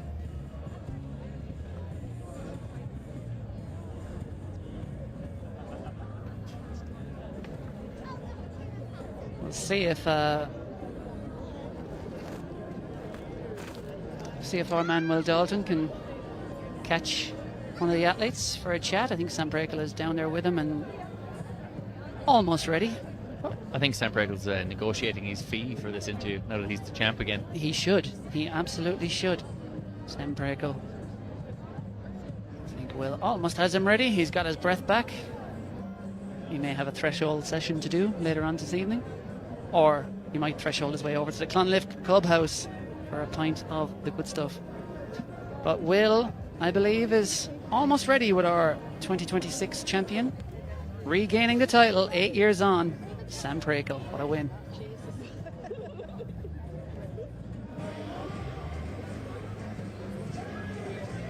Well, a meeting record and a stadium record for the men's mile by this man beside me, Sam Brakel. What a race. How was it for you? Thank you. It was a smooth race. I was just waiting towards the middle of the pack.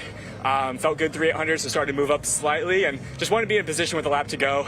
And then sort of made a move on the backstretch and didn't plan on taking the lead, but found myself in the lead, so I was like, I might as well start my kick now. And I thought maybe it was too early because I started to fade towards the end, but it was enough to hold on.